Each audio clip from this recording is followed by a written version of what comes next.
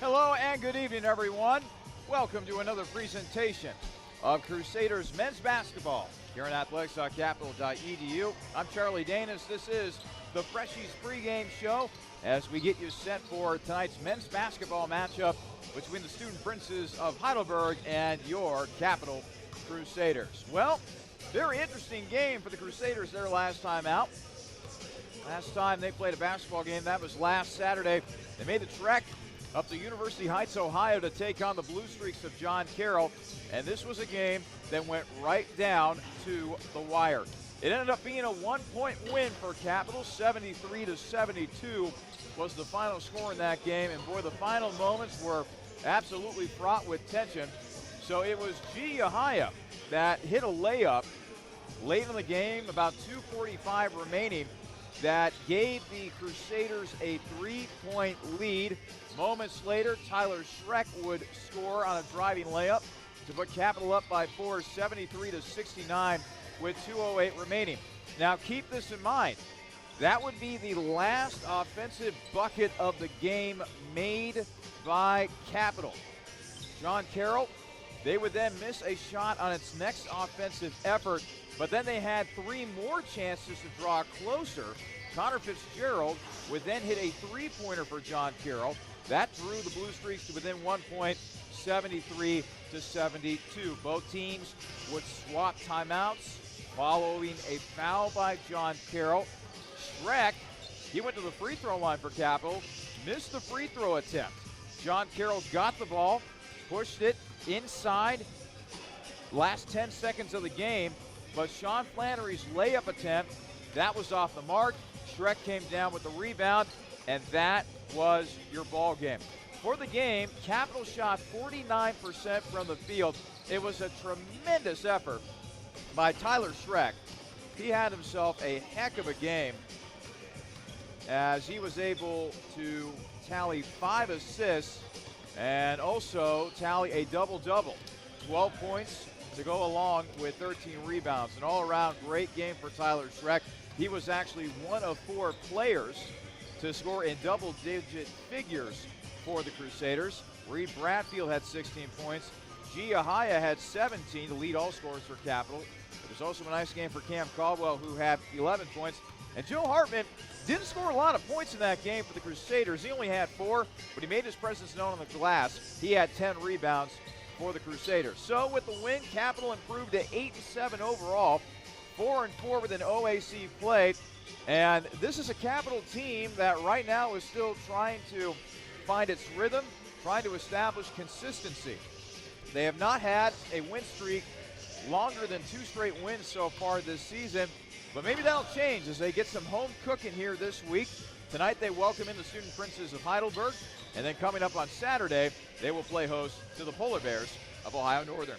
We are just getting started here on the Freshies pregame show. When we come back, we'll take a look around the Ohio Athletic Conference and also tell you the recent goings-on of the women's basketball team here at Capital. We are just getting started. This is the Freshies pregame show here on your home for Crusaders men's basketball, athletics.capital.edu.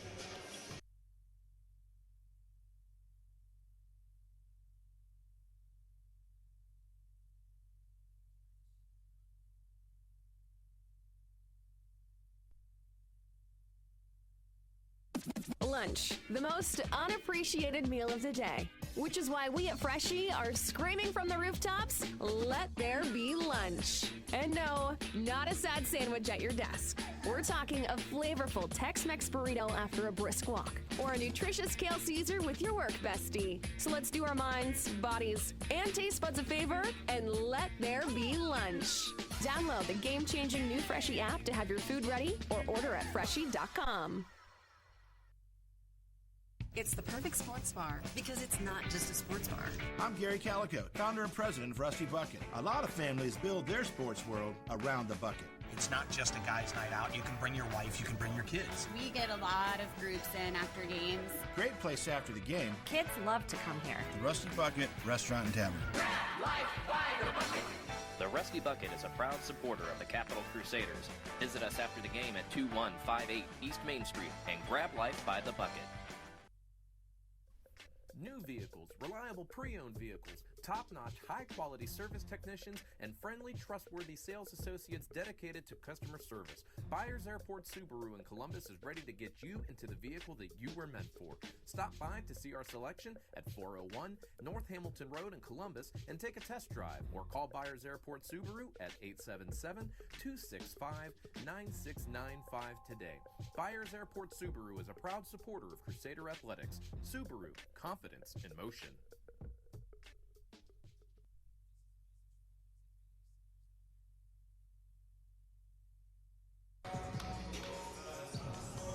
Welcome back to the Freshies pregame show as we continue to get closer and closer to tip-off between Heidelberg and Capital. Both these teams in the middle of the OAC standings. And speaking of the Ohio Athletic Conference, let's go ahead and take a look around the conference. This OAC update is brought to you by the Capital Army ROTC. What if you could take a college course that not only required textbooks, but courage, determination, and a good pair of boots? A course that would lead directly to a career as a leader, not an intern or assistant. Ready to become a student and a leader? Enroll in Capital University Army ROTC. You can get a full tuition scholarship, and you'll graduate a leader and an officer in the U.S. Army. To learn more about Army ROTC, call 614-236-6808 for more information. That's 614-236-6808, or go to www.capital.edu/ROTC to learn more information about the Capital University Army ROTC. Well, let us begin with the reigning OAC Player of the Week, and for the second straight week, it is a player from the Mount Union Purple Raiders. Last week, it was Nathan Bauer-Malone. This week, it is his teammate, sophomore guard out of Akron, Ohio, Colin Gurley. Gurley helped the Purple Raiders to wins over Muskingum and Otterbein, averaging 26 points and 5.5 rebounds per game. Also shot 59% from the field. This included a career-high 34-point effort against Muskingum. That was a game in which he hit not one, not two, not three, not four, not five, not six, not seven, not eight, but 9 threes against the Muskies. And he also was able to end the week on a very solid note with an 18-point, 6-rebound effort against Otterbein. Both of those games wins for the Purple Raiders. So Colin Gurley is your reigning OAC Player of the Week, and for good reason. He had a pretty good week for Mount Union. Let's take a look at the OAC standings. Marietta continues to be the only team in the conference who has yet to lose a conference game. They are a perfect 8-0, therefore they are number one in the conference standings at this moment. Right behind them is Mount Union at 7-1. In third place, it's Baldwin-Wallace, 5-3. And then you got a hodgepodge of teams in the middle of the OAC standings. John Carroll, Capital, and Heidelberg, all tied for fourth place in the conference with equal 4-4 marks. Behind them is Wilmington, who's 3-5. Muskingum and Ohio Northern are 2-6.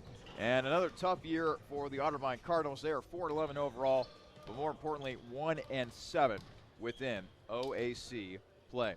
So that's a check of the standings around the OAC. Now we take a look at the schedule. Who is playing who around the conference? Well, the last team that Capital played, John Carroll, they'll be on the road tonight. They are going to be at Baldwin-Wallace. Mount Union, they will play host to Marietta. So if Mount Union is able to win that game, they would put themselves in a first-place tie with Marietta atop the OAC standings. Big game for both of those teams as they look to remain atop the conference standings. Otterbein will be on the road as well. They will be at Ohio Northern, so they're going to have to make the trek to Ada, Ohio tonight.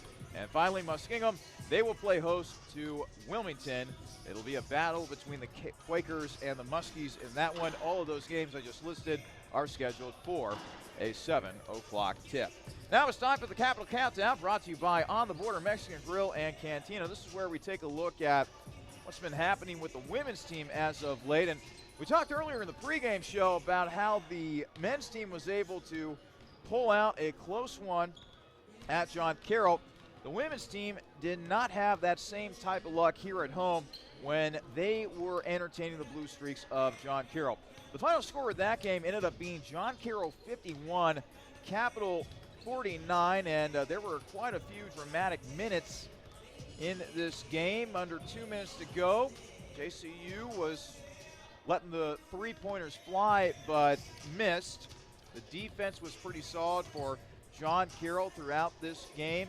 Caroline Taphorn was then fouled when trying to score on a fast break stemming from a defensive steal by Cassidy Bosch.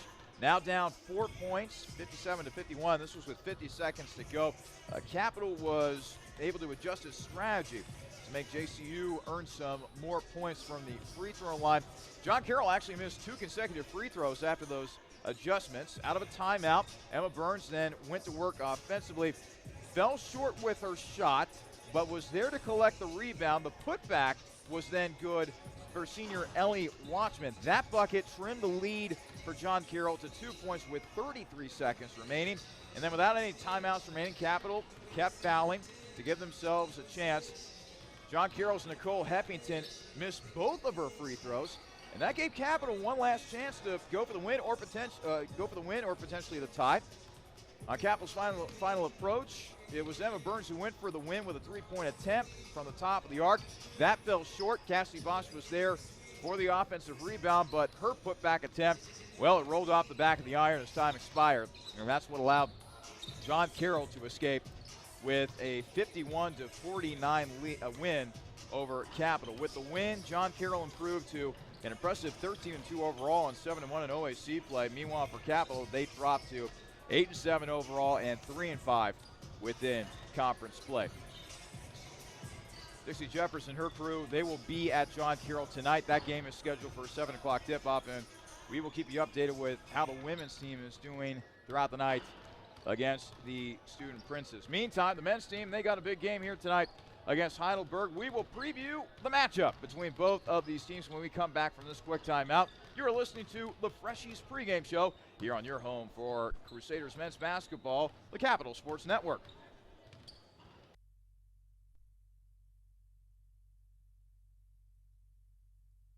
This is a message for all those MBA seekers out there. For the junior exec who'd rather be senior. For the VP yearning to be CEO. And for everyone who'd call their job not just a profession, but a passion.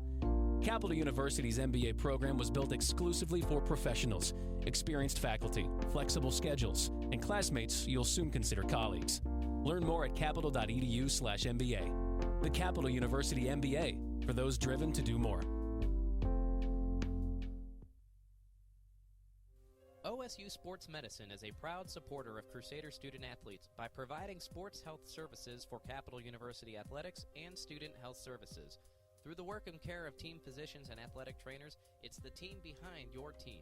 For all fans, if you're looking to improve your physical performance, recover from an injury, or stay active for a lifetime, the experts at Ohio State Sports Medicine are there for you. Visit sportsmedicine.osu.edu or call 366-4332. With 14 TVs to watch your favorite team for the next big event, Blank's Cafe and Pizzeria in German Village is ready for you and your group today. Plenty of free parking, free Wi-Fi, banquet rooms for private parties and daily specials. What more reason do you need to visit Blank's Cafe and Pizzeria? Blank's is located at 743 Parsons Avenue and has been serving the Columbus community since 1939. Planks is on the web at plankscafe.com or available by phone at 614-443-6251. Planks Cafe and Pizzeria is a proud supporter of Crusader Athletics.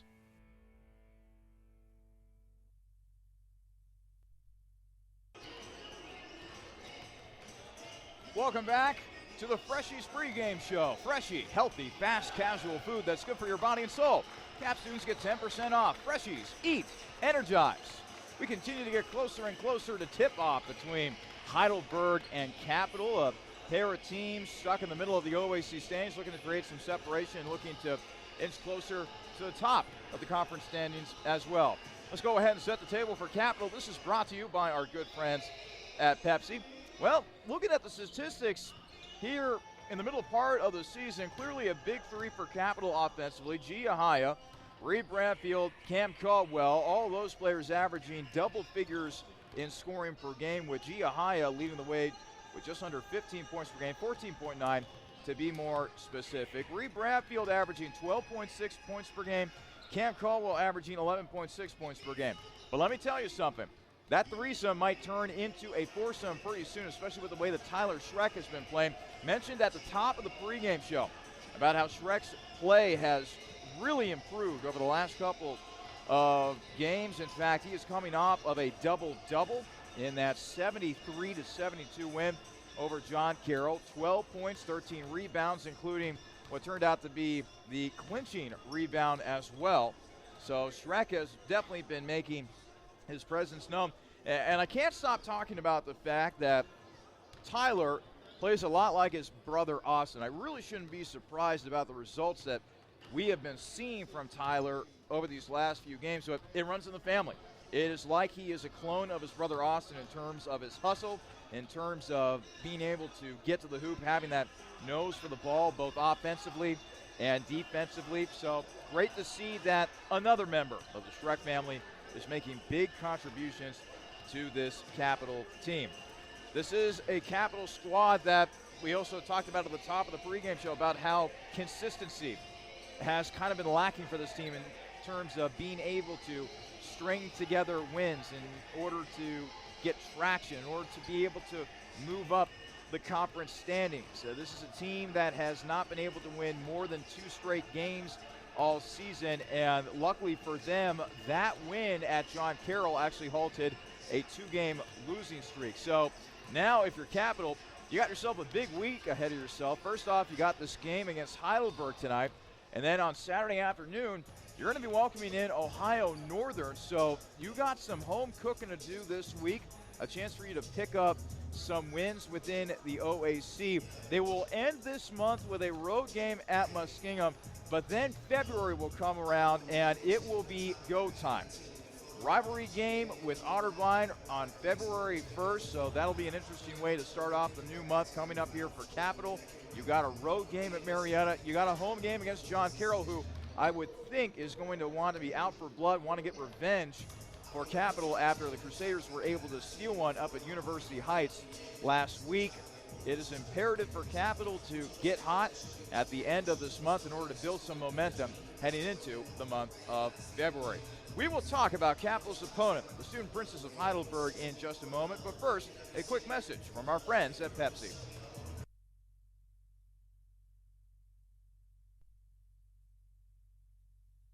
I wanted to fly.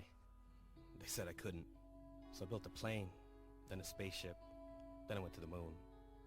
I invented jazz, hip-hop, rock and roll. Some called it noise. I said it was music. I wrote a letter and sent it by ponies. It didn't get to you fast enough, so I used trucks and ships. But still, they weren't fast enough for me. So I lost the paper and the ink. I sent it by magic. I called it email. I made up new words: jukebox, bling, Google. And I decided some old words weren't okay to say ever again. The mustache. I tried to bring that back 17 times. I wore knickerbockers and shoulder pads, poodle skirts and flannel. When I came back from World War II, all I had was a t-shirt. So I made that cool. In fact, I invented cool. Who am I? I'm the spirit of youth. It's my job to move the world forward. Pepsi. Every generation refreshes the world.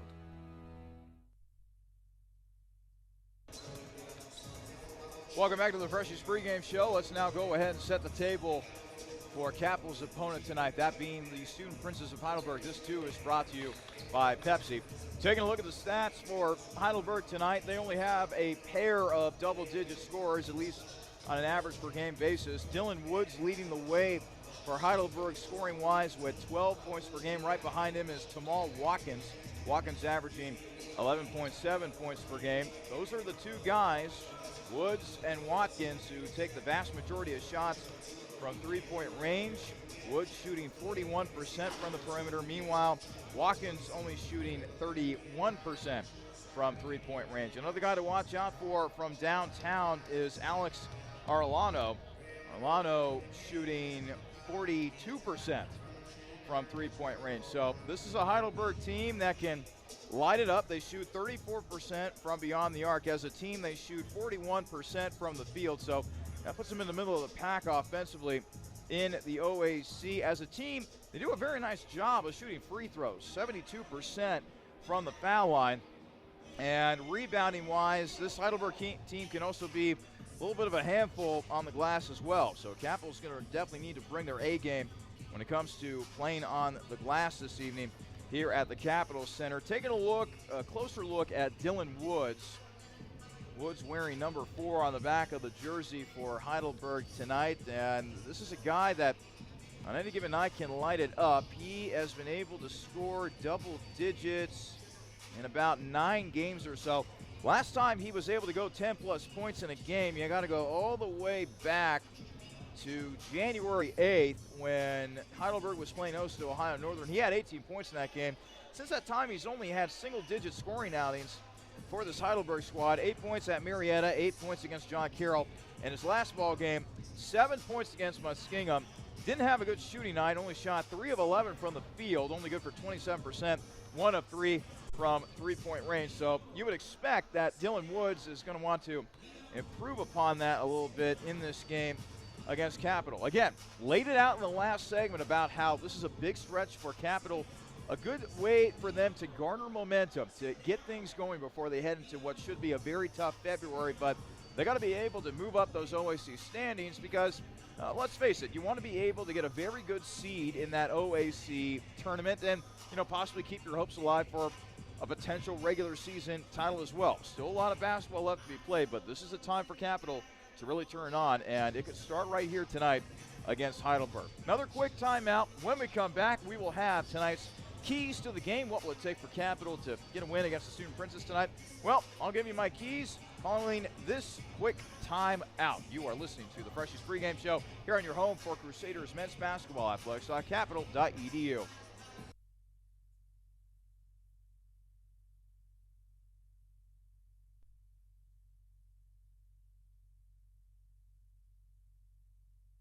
Army ROTC is one of the best leadership courses in the country and can be a part of your college curriculum. As a potential or current student at Capital University, learning to become a leader will make your college experience even richer and prepare you for the future. Capital Army ROTC can provide scholarships and many more benefits to those who enroll, but the biggest benefit will be experienced firsthand after joining. For more information on Capital Army ROTC, testimonials, and an in-depth look at what the program can offer you, go to www.capital.edu/ROTC.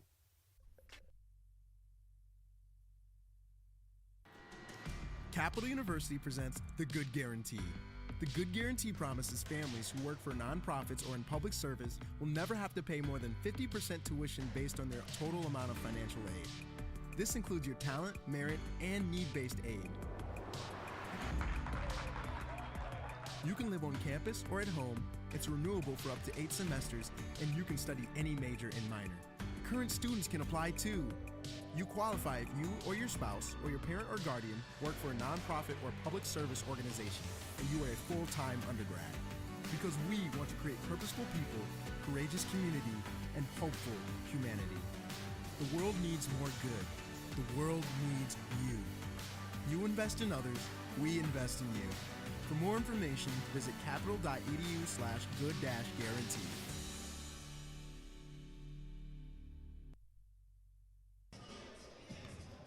Welcome back to the Freshies pregame show. Mere minutes away from tipping things off here at the Capitol Center as the Crusaders welcome in the Student Princess of Heidelberg for another OAC men's basketball showdown. Let's go ahead and get you the keys to the game, brought to you by the Marriott Columbus Airport. Confidence in motion. Well, first key of the night, get the three-point shot going. Last couple games, Capital has really struggled from three-point range. I think it would behoove the Crusaders to knock down a few triples to begin this game, get that confidence really going from beyond the arc. That would really help their cause against Heidelberg here tonight. Second key of the game, run when able. This Crusaders team has got athletes. Gia Haya can definitely run the floor. Cam Caldwell, he is a load when it comes to going downhill, driving down the lane. Tyler Schreck has also shown a good transition game as well. If Capital gets opportunities to score in transition, got to take advantage of those opportunities, and that would work in their favor against Heidelberg. And finally, take care of the basketball. We have seen this Capital team win a lot of games this year when they simply take care of the ball. It's those self-inflicted wounds that really hurt their cause. It really tires them out. Defensively, it really takes away their confidence. Offensively, taking care of the basketball would go a long way in order to get a win here tonight against Heidelberg. Again, keep on talking about this during the pregame show, but I think it's an important point to harp on. This could be the beginning of a very important stretch for this Crusaders team as they look to get some wins on that resume and get themselves ready for what should be a very, very tough February. That's when the conference schedule is really going to start to ramp up as we approach the end of the 2019-2020 season. That'll do it for the Freshies pregame show. When we come back, we will have starting lineups and the opening tip-off between the Student Princes of Heidelberg and your Capital Crusaders. This is your home for Capital men's basketball, athletics.capital.edu.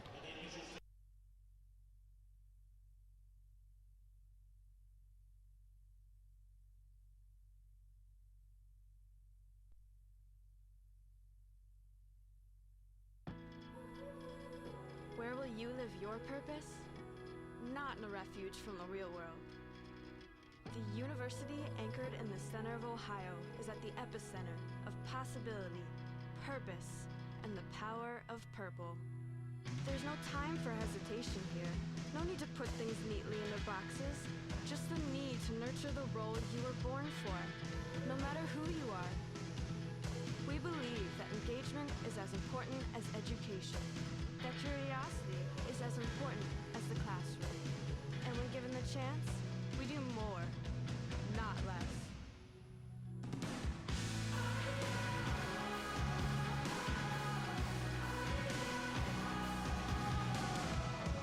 We live, learn, and lead with purpose. Just like the city that surrounds us. We're a coalition of the willing, an alliance of the ready, a union of the good. We're from Capital. And our purpose is purpose. Dill's Greenhouse is a local family business dedicated to offering the best shopping experience and honest prices for your gardening needs. If you're in need of annuals, perennials, vegetable plants, or any variety of gardening tools and resources, Dill's Greenhouse is more than happy to get you on the right path. Dill's Greenhouse is located at 5800 Rager Road in Groveport, Ohio, and is open 7 days a week. Visit them online for more information at dillsgreenhouse.net. Dill's Greenhouse. Only nature does it better. Lunch, the most unappreciated meal of the day. Which is why we at Freshie are screaming from the rooftops, let there be lunch. And no, not a sad sandwich at your desk. We're talking a flavorful Tex-Mex burrito after a brisk walk, or a nutritious kale Caesar with your work bestie. So let's do our minds, bodies, and taste buds a favor, and let there be lunch. Download the game-changing new Freshie app to have your food ready, or order at freshie.com. This is a message for all those MBA seekers out there. For the junior exec who'd rather be senior. For the VP yearning to be CEO. And for everyone who'd call their job not just a profession, but a passion. Capital University's MBA program was built exclusively for professionals, experienced faculty, flexible schedules, and classmates you'll soon consider colleagues. Learn more at capital.edu/MBA. The Capital University MBA, for those driven to do more.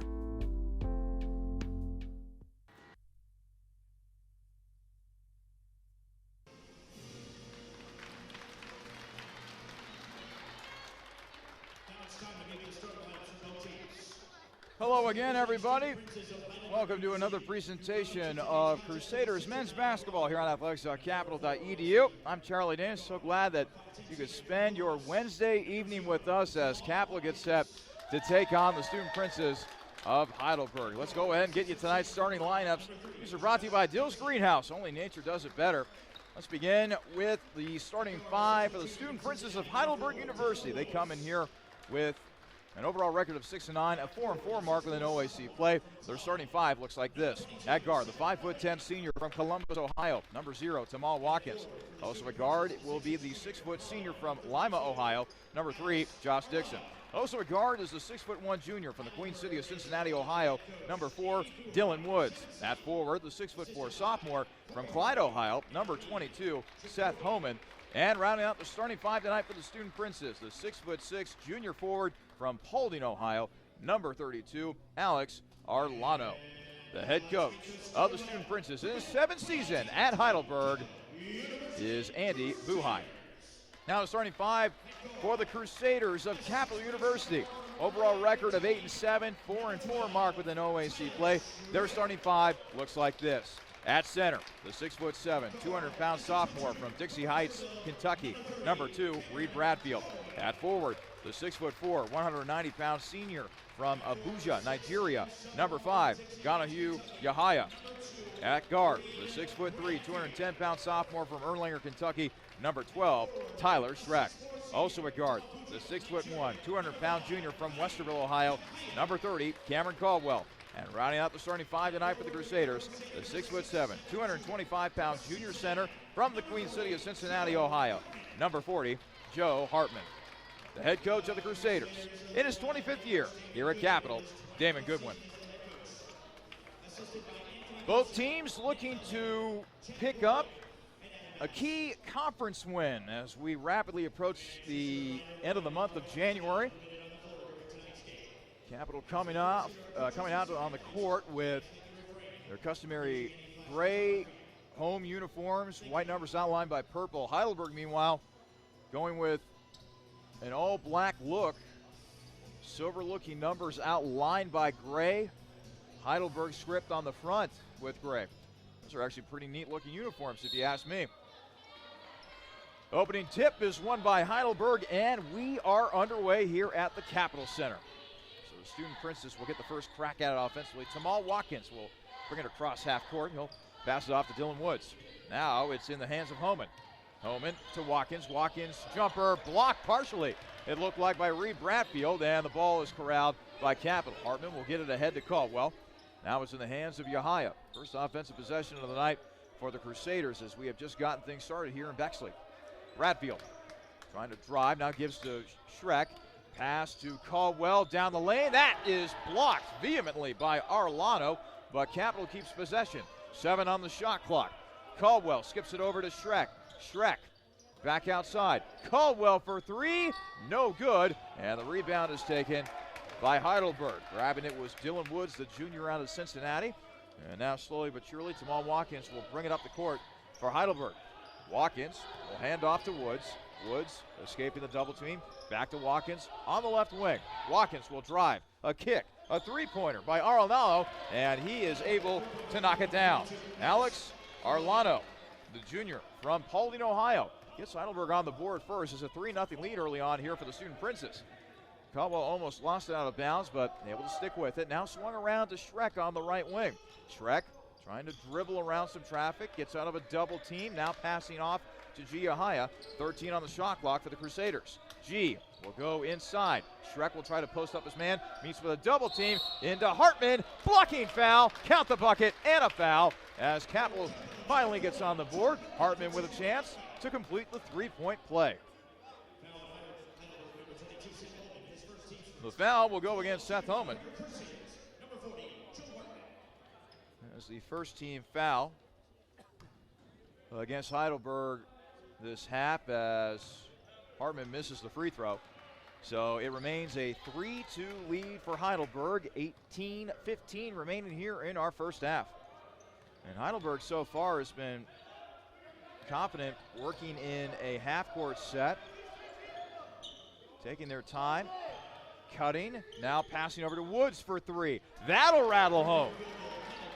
So 2 threes early on for Heidelberg, and the Student Princes have jumped out to a 6-2 lead with just under 18 minutes to play here in the first half.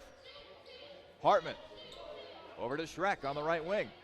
Gets it inside to Bradfield. Bradfield will try to back his man down. Met with a double team. Tough shot, and Bradfield's able to get it to go.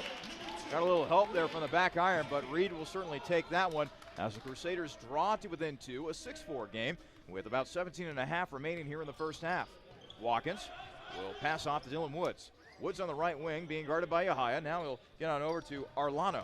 Arlano trying to put a move on Hartman. Step back 3. That'll rattle home for Arlano from the corner.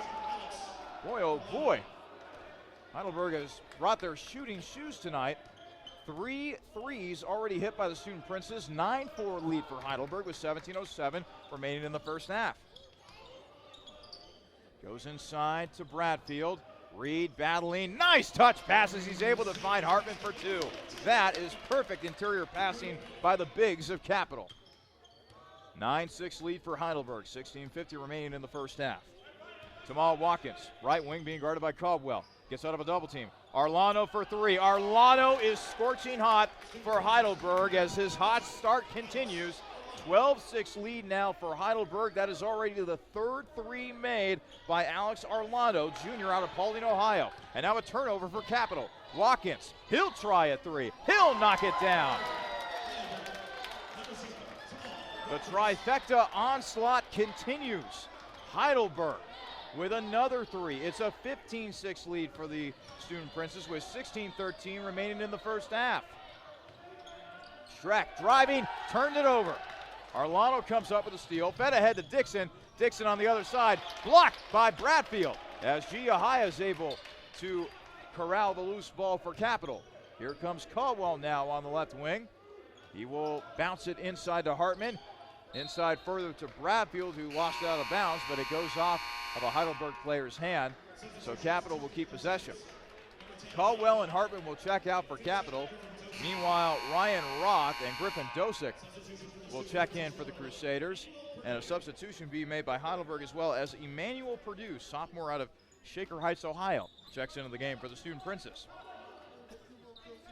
So now Bradfield inside, Schreck can't get the shot to go, but a blocking foul is called on the inside. It will go against Tamal Watkins, second team foul of the half against the Student Princes. 15:47 remaining in the first half here. Heidelberg 15, Capital 6. It's been the three-point shooting that has been terrific for Heidelberg. They are perfect 5 of 5 from beyond the arc. As the free throw is missed by Schreck. So all of their points, that being Heidelberg, have come from downtown so far. Meanwhile, Capital just trying to keep their heads above water for right now. As the second free throw is good for Schreck. 15-7 lead. It is an 8-point advantage for Heidelberg here with 15:40 remaining in the first half. Watkins driving, pulls up for a jumper. That is no good, but the offensive rebound is there for Homan. Back outside to Watkins. Watkins, he will try to drive, but he got stripped, and Schreck comes away with a loose ball. Up ahead to Roth. Roth over to the right wing now as he will bounce it inside to Bradfield. Bradfield trying to back his man down. Tough shot in the lane, and Bradfield gets the bucket to go, and a foul as he takes a little bit of a tumble as well. And now Bradfield a little shaken up on the play right there. Don't know if he landed on his arm or his wrist or what. Looks like Reed is just going to try to power through it here. Fantastic shot by Bradfield. He was able to get that one to go with plenty of contact. Heidelberg making the substitution, by the way, is Logan Westholmes, junior out of Tip City, Ohio. Checks in. Free throw missed by Bradfield. It's a 15-9 lead for Heidelberg. 15-10 remaining in the first half.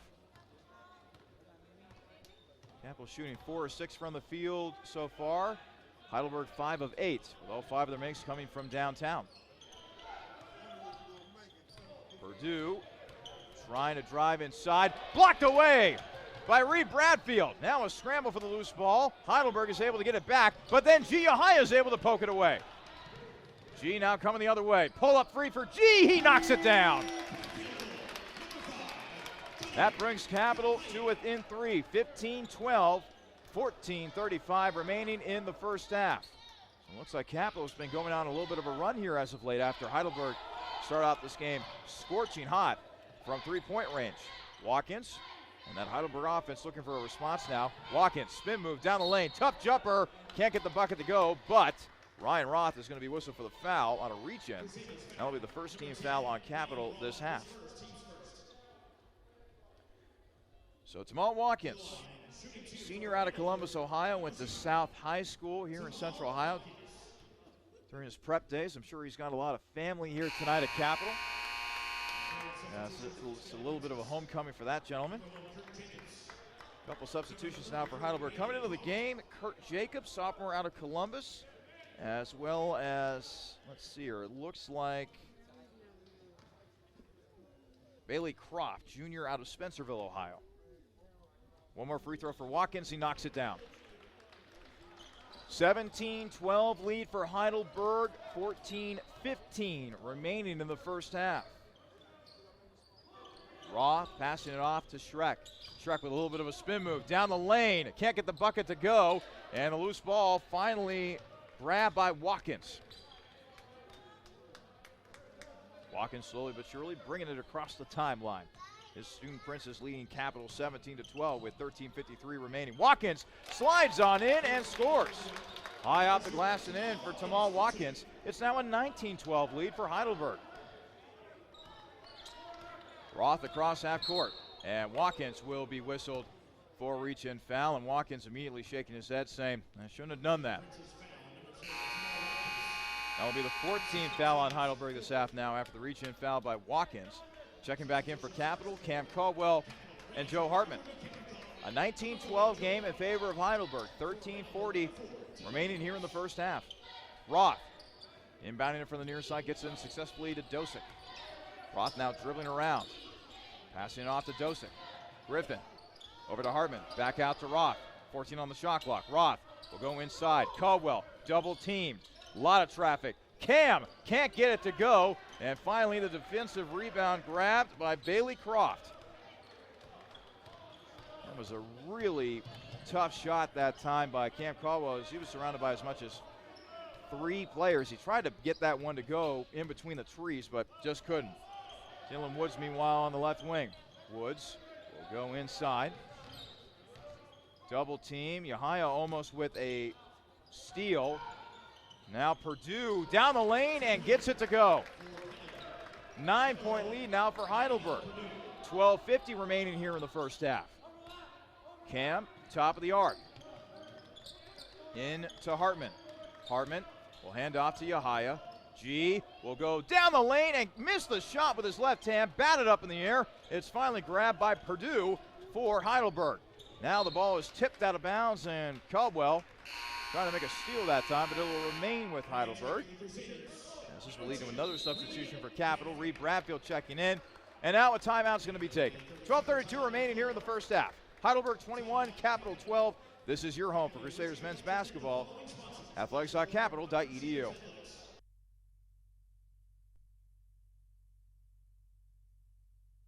It's the perfect sports bar because it's not just a sports bar. I'm Gary Calico, founder and president of Rusty Bucket. A lot of families build their sports world around the bucket. It's not just a guy's night out. You can bring your wife, you can bring your kids. We get a lot of groups in after games. Great place after the game. Kids love to come here. The Rusty Bucket Restaurant and Tavern. The Rusty Bucket is a proud supporter of the Capital Crusaders. Visit us after the game at 2158 East Main Street and grab life by the bucket. Back here at the Capital Center, 12:32 remaining in the first half. Heidelberg 21, Capital 12. Want to give you a quick update on the women's game right now. Capital trailing Heidelberg in that one, 12-11 with 3:37 left to go in the first quarter. Now back to our game. Heidelberg back with the basketball. Kurt Jacobs passing it over to Emmanuel Purdue. Purdue will go down the lane, missed the shot, and Hartman with the defensive rebound for Capital. Roth will now push it ahead to Caldwell. Cam down the lane, lost it out of bounds, but they will say it went off of Logan West Holmes instead. Now a conference, and they will change the call, and they will give it to Heidelberg. Probably the correct call that time. As the ball will be inbounded to Dylan Woods. So far in this game, Heidelberg shooting 64% from the field, Capital shooting 50% from the field. The difference in this game so far has been the three-point shooting of Heidelberg. They have gone 5 of 5 from downtown so far tonight.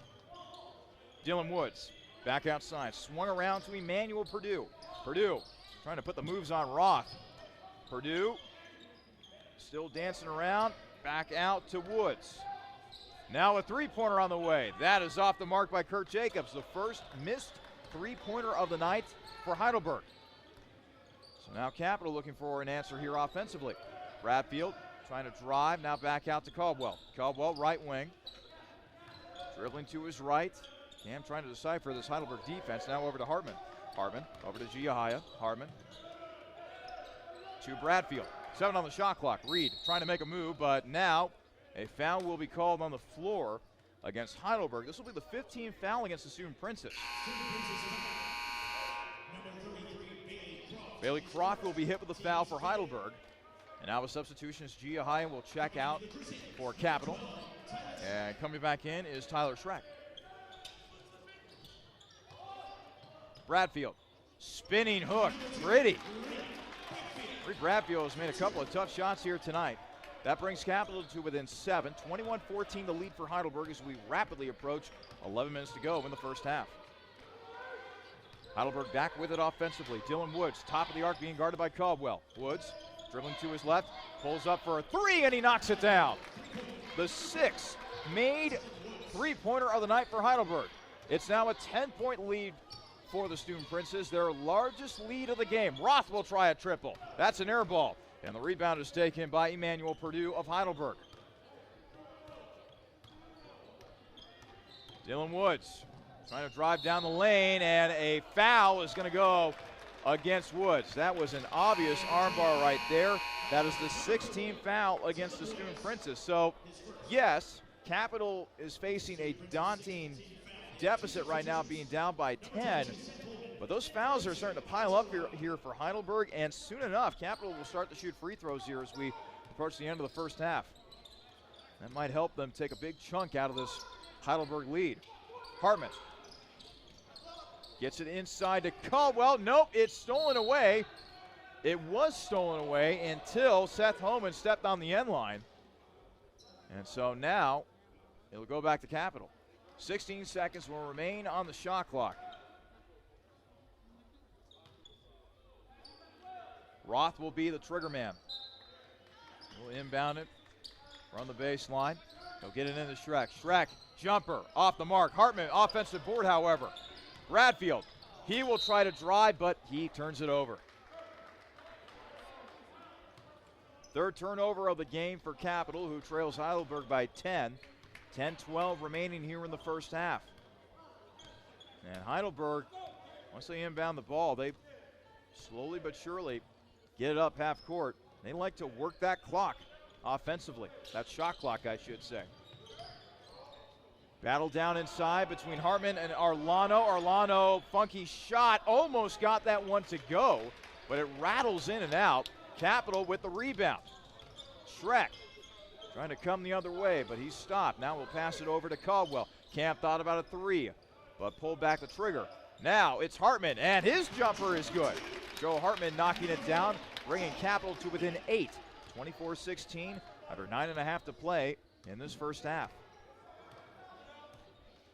Dylan Woods, right wing, passing it off to Emmanuel Purdue. Purdue trying to go down the lane, a kick, and that'll be a turnover for Heidelberg, their third of the game. Kurt Jacobs simply wasn't ready for that pass that time. Checking back into the game is Josh Dixon for Heidelberg. And coming into the game for Capital for the first time tonight, Trey Meister. Meister, a freshman out of Taylor Mill, Kentucky. Caldwell, right wing, over to Hartman. Inside to Bradfield, and that ball is almost saved by Heidelberg, but it will go out of bounds off the Student Princes. As Heidelberg is continuing to make life difficult for those interior passes, it seems like every time Capital tries to feed it a little more inside to the bigs, there's another Student Prince hand or two to greet them on that pass. There's another case of it right there as Hartman turns it over. That's now the fourth turnover of the night for Capital. 8:55 remaining in the first half. Heidelberg 24, Capital 16. Woods on the right wing, passing over to Dixon. Dixon, he'll kick. Now a drive by Jacobs. Floater, no good. Rebound taken by Hartman. Schreck trying to find a man. Needs some help. Inside, Bradfield gets it in. And that was a nice shot that time by Bradfield. 24-18. Capital to within 6. 8:20 to go in the first half. Woods on the right wing, being guarded by Schreck. Skipped on over to Dixon. Dixon thought about a 3. He'll go baseline. Reverse layup, no good. Cam Caldwell with the defensive rebound for Capital. Caldwell quickly across half court. Passing over to Hartman. Hartman trying to decipher that Heidelberg defense. Caldwell, he'll go baseline, up and in for Cam Caldwell. And now a timeout's going to be taken by Heidelberg. 7:54 remaining in the first half. Heidelberg 24, Capital 20. This is Crusaders men's basketball on athletics.capital.edu.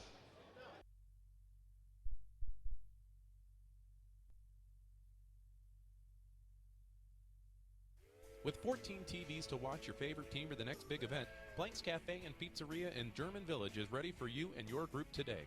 Plenty of free parking, free Wi-Fi, banquet rooms for private parties and daily specials. What more reason do you need to visit Blank's Cafe and Pizzeria? Blank's is located at 743 Parsons Avenue and has been serving the Columbus community since 1939. Planks is on the web at plankscafe.com or available by phone at 614-443-6251. Planks Cafe and Pizzeria is a proud supporter of Crusader Athletics.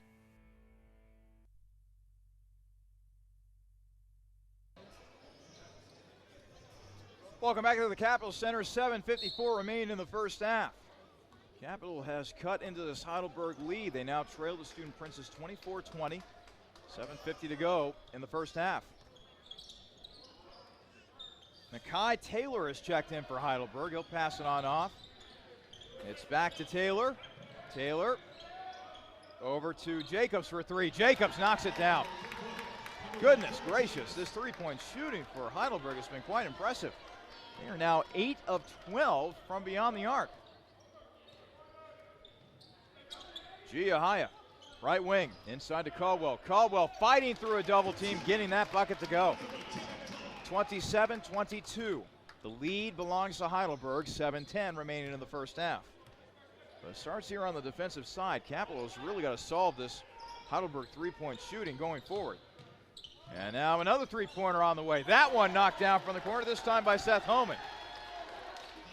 The lead is back up to 8 for Heidelberg. 30-22, 6:52 remaining in the first half. Giahaya inside. Hartman count the bucket and a foul.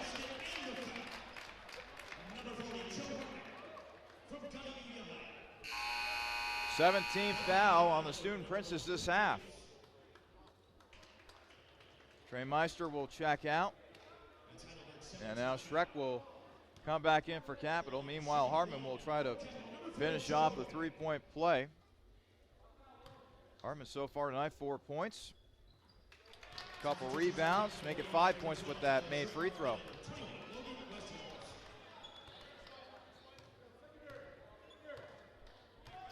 (30-25) lead for Heidelberg as we approach 6.5 to play in the first half, as that ball is swatted out of bounds, but it'll remain with Heidelberg. And now a couple substitutions for the Berg as Dylan Woods and Emmanuel Perdue check back in for the Student Princes.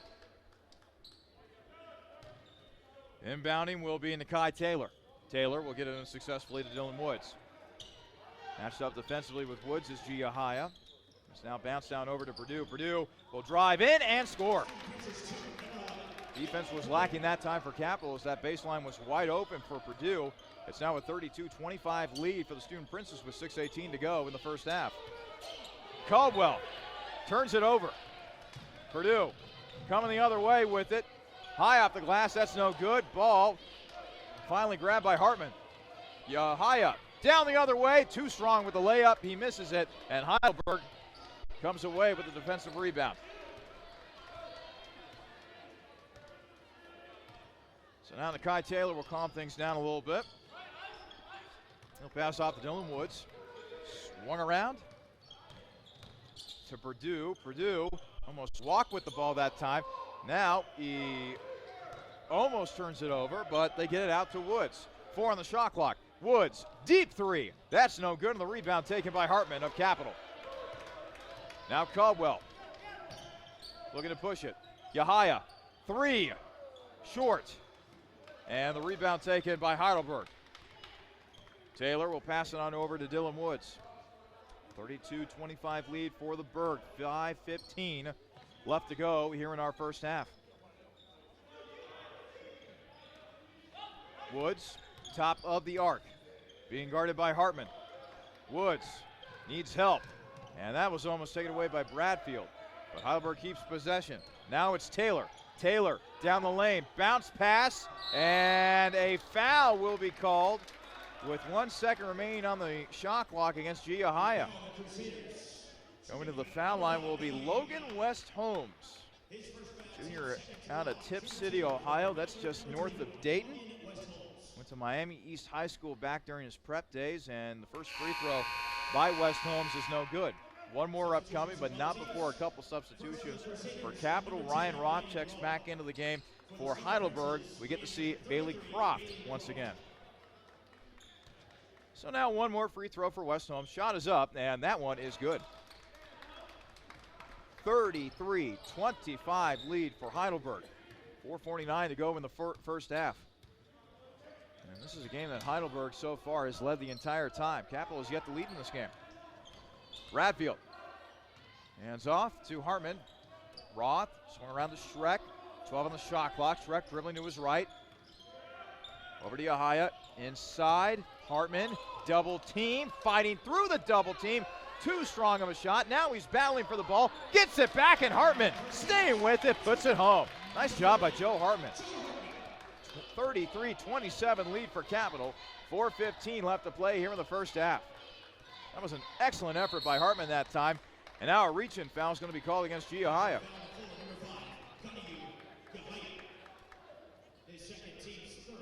Will be the third team foul on Capital this half. So now inbounding it will be Nakai Taylor. Taylor, like Watkins, a native of Columbus, Ohio. He went to Groveport Madison High School, as Yahaya will check out, and Cam Caldwell checks back in for Capital. Dylan Woods will be picked up defensively by Caldwell. Now in the hands of Purdue. Purdue left wing being guarded by Roth. Purdue going for a screen, now launches a three. That's off the mark. Battle for the loose ball, and Bradfield eventually grabs it for Capital as he will get on over to Hartman. Caldwell bouncing over to Roth. Roth thought about a three from a corner, but thought better of it.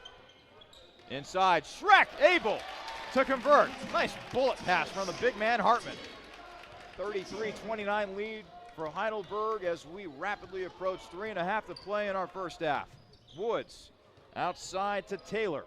Now it's back to Woods at the top of the arc. They go inside, and the layup is made by Seth Homan. 35-29 lead for Heidelberg now. 3:15 left to go in the first half. Hartman passing over to Roth. Roth for three. Roth knocks it down from the right wing. That brings Capital to within three. 35-32.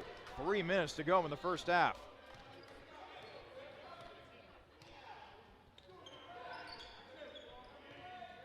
Nakai Taylor dribbles inside, back out to Purdue. Purdue, he'll now try to drive. Over to Woods. Woods dribbles out of the corner. 9 on the shot clock for Heidelberg. Woods, step back three, no good. Rebound taken by Reed Bradfield. Over to Schreck, to Caldwell. Cam for three, no good. Tipped up in the air, and Woods able to successfully save it to Bailey Croft for Heidelberg. So now it remains a 3-point lead for Heidelberg as we tick under 2.5 to play in the first half. 35-32. Student Princes with the lead. Dylan Woods, top of the arc, guarded by Schreck. Bounced inside to Purdue. Purdue will pass out of trouble. Over to Taylor on the right wing. Taylor will be whistled for the offensive foul. And that'll be the 18th foul on Heidelberg this half. Slew of substitutions for Heidelberg. Boy, this looks like a line change in a hockey game. Seth Holman comes back in, along with Alex Arlano, Jamal Watkins, and actually I take that back. Jamal Watkins is not on the floor. Josh Dixon, along with Kurt Jacobs. 2 minutes to go in the first half. Heidelberg leading by 3. Schreck on the left wing. Gets it inside to Reed Bradfield. Bradfield trying to put a move on his man. A lot of contact. Gets his own miss back, however. 5 on the shot clock. Caldwell. Well, Cam's got to go here right now. 3, 2. Lost the ball. And Josh Dixon comes away with a turnover. Minute 34 remaining. Still a 3-point lead for Heidelberg. Dixon. Pull-up jumper. No good. Another rebound for Joe Hartman. Roth pushing it ahead to Schreck. Schreck out to Caldwell. Cam got hit and bumped by Josh Dixon. Caldwell will need to be helped back on his feet as he will be heading to the free throw line. 19 foul on the Student Princess, so now Caldwell will head to the foul line. This will be a 1-and-1 situation.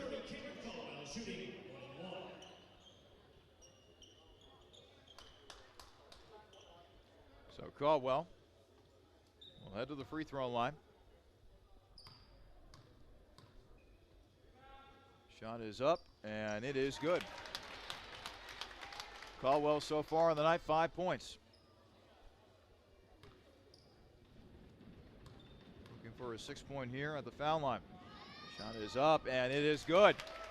It's now a 1-point game, 35-34. Heidelberg still with the lead. 1:20 remaining here in the first half. Let's see if Capital can get a defensive stop here and then perhaps go into halftime with the lead. Dylan Woods being guarded by Schreck.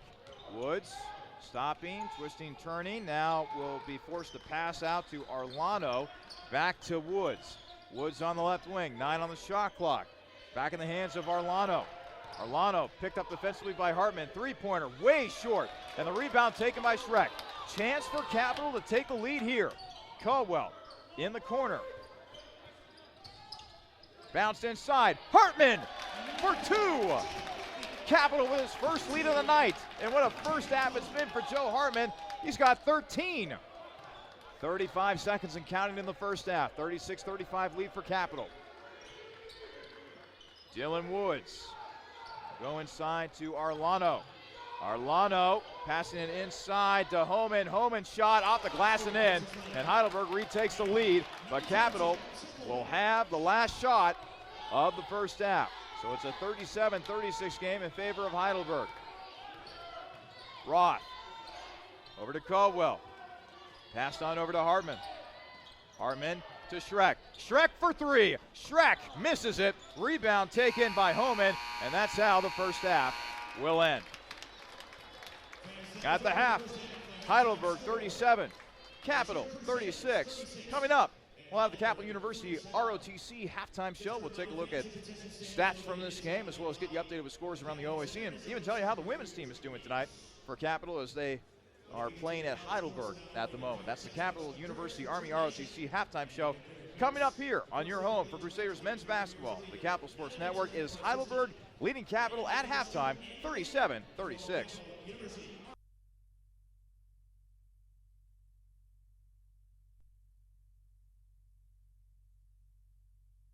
Lunch, the most unappreciated meal of the day. Which is why we at Freshie are screaming from the rooftops, let there be lunch. And no, not a sad sandwich at your desk. We're talking a flavorful Tex-Mex burrito after a brisk walk. Or a nutritious kale Caesar with your work bestie. So let's do our minds, bodies, and taste buds a favor and let there be lunch.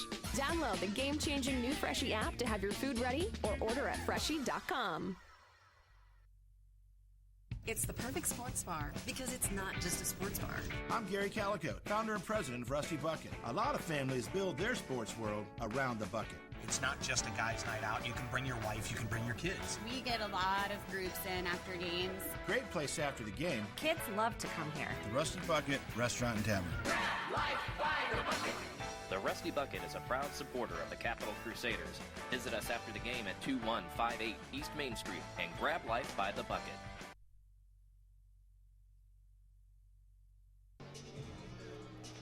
Welcome into the Capital University Army ROTC halftime show.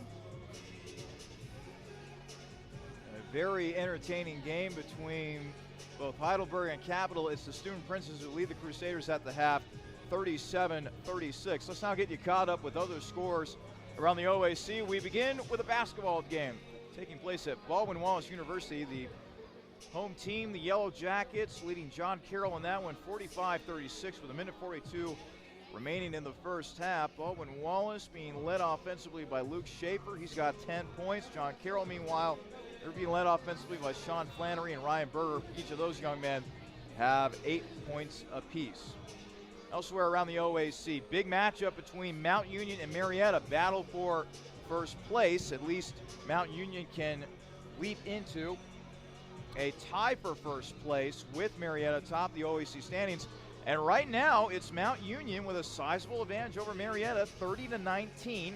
6:36 left to go in the first half of that one. Nathan Bauer-Malone leading the way for Mount Union offensively with 8 points. Meanwhile, Tim Krieger's got 10 points for Marietta. We now go to Ohio Northern. Polar Bears are losing to Otterbein at the moment, 40-37. They got 52 seconds remaining in the first half of that game. It's been a great game for Otterbein's Mo Beaver so far. He's got 15 points. He has shot 5 of 7 from the field and 3 of 4 from three-point range as well. Meanwhile, Thomas Phillips has also joined the double-digit scoring club as he's got 10 points for Ohio Northern. He's shot 4 of 6 from the field and 1 of 3 from three-point range so far. And finally, it is the away team leading at Muskingum. Wilmington holding a 40-26 lead over the Muskies as that game is just about to go to halftime. Big game by Abdul Kanu. Kanu with 15 points. He has shot 6 of 10 from the field, with one of those makes being from three-point range. It's been a quiet night offensively for Muskingum Dynamo. Marcus Dempsey, the leading scorer in the OAC, has only got 9 points at this point. He's been held to 3 of 7 shooting from the field and 1 of 4 shooting from three-point range. As for our game, it is Heidelberg leading Capital 37-36 here at the half. When we come back, we'll examine the halftime stats and tell you how this game has gone so far for the Crusaders. This is the Capital University Army ROTC halftime show here on your home for Crusaders men's basketball, athletics.capital.edu.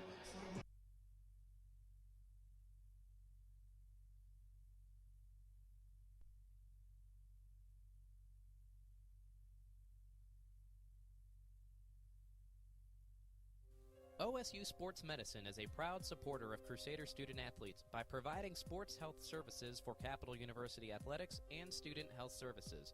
Through the work and care of team physicians and athletic trainers, it's the team behind your team. For all fans, if you're looking to improve your physical performance, recover from an injury, or stay active for a lifetime, the experts at Ohio State Sports Medicine are there for you. Visit sportsmedicine.osu.edu or call 366-4332. Dill's Greenhouse is a local family business dedicated to offering the best shopping experience and honest prices for your gardening needs. If you're in need of annuals, perennials, vegetable plants, or any variety of gardening tools and resources, Dill's Greenhouse is more than happy to get you on the right path. Dill's Greenhouse is located at 5800 Rager Road in Groveport, Ohio, and is open 7 days a week.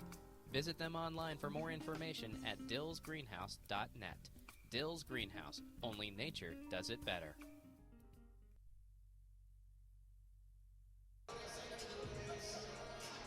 Welcome back to the Capital University Army ROTC halftime show. At the half, it is Heidelberg leading Capital 37-36. That's the men's game. Now over to the women's side, and boy, how about Dixie Jeffers' crew tonight against Heidelberg? This is a Capital team that's needing a win in the worst way. They came into this game with 3 straight losses, did the women's team, losers of 4 out of their last 5.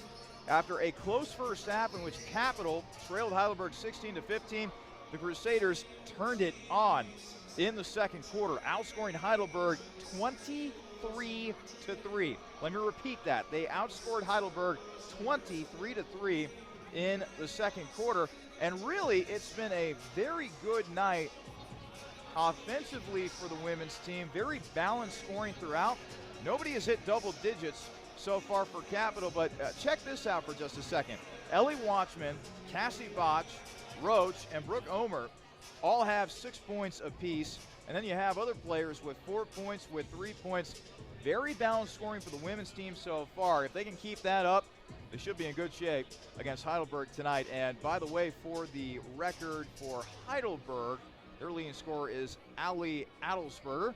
She's got 7 points for the Student Princes in that game. It's now time to take a look at our halftime stats. These are brought to you by Planks Cafe and Pizzeria. Let us begin with the overall team statistics.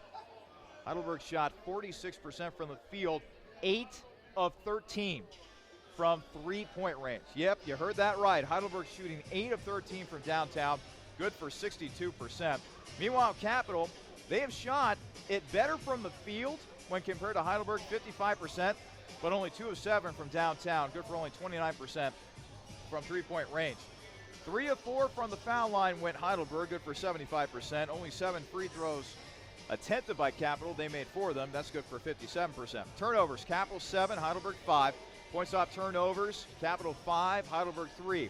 Total rebounds, Capital right now +3 in that category, 16-13 in favor of the Crusaders. Assists, Capital 7, Heidelberg 6. Blocks, Capital 2, Heidelberg 1. Steals, Heidelberg 4, Capital 2. Bench points, Capital 3, Heidelberg 10.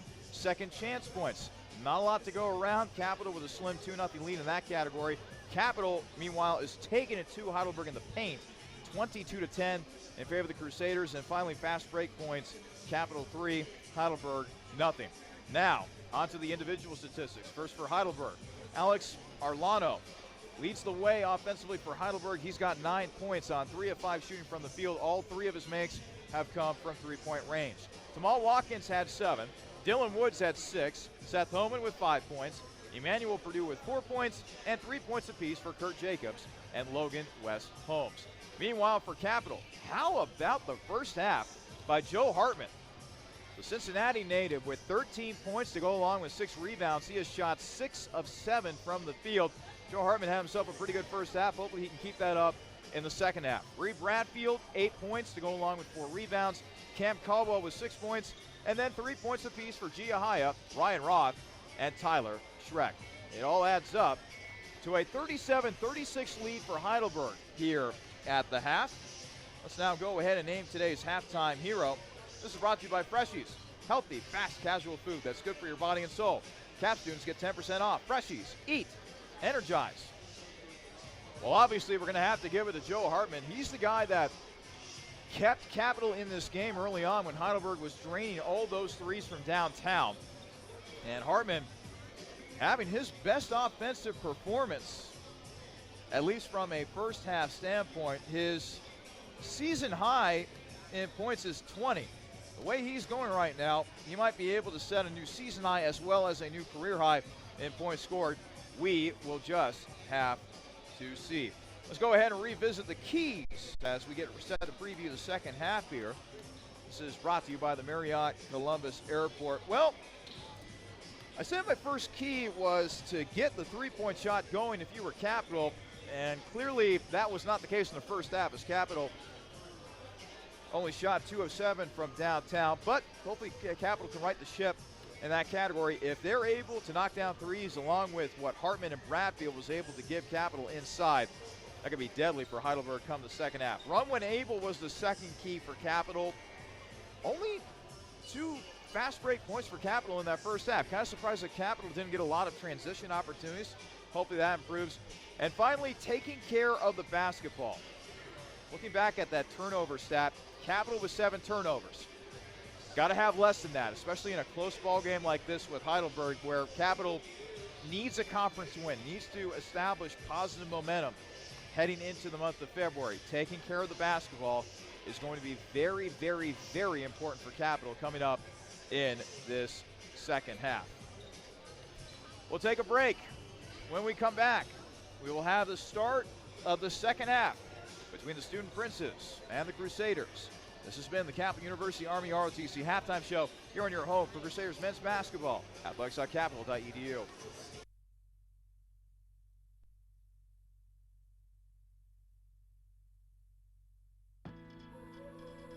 Where will you live your purpose? Not in a refuge from the real world. The university anchored in the center of Ohio is at the epicenter of possibility, purpose, and the power of purple. There's no time for hesitation here. No need to put things neatly into boxes. Just the need to nurture the role you were born for, no matter who you are. We believe that engagement is as important as education, that curiosity is as important as the classroom. And when given the chance, we do more, not less.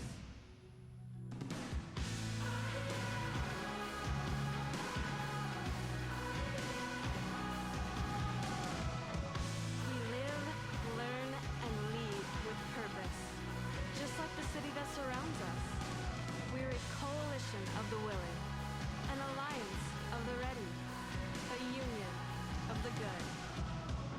from Capital. In our purpose is purpose.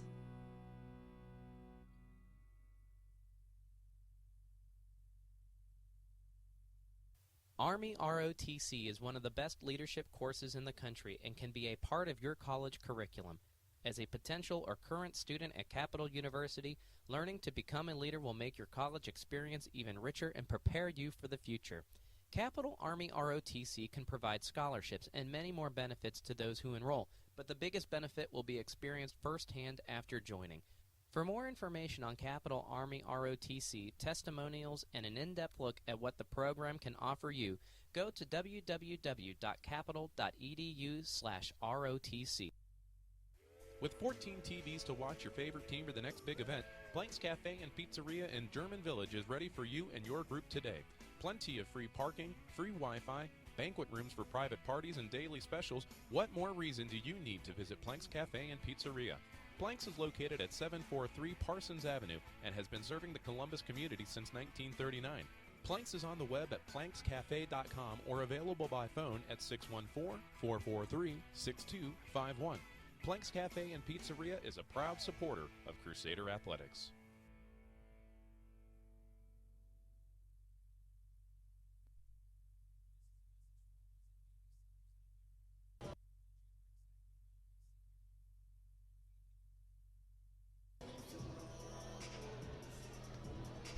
Welcome back to the Capitol Center. Mere moments away from beginning second half action here in Bexley, and we got ourselves a good one. Capital trailing Heidelberg 37-36.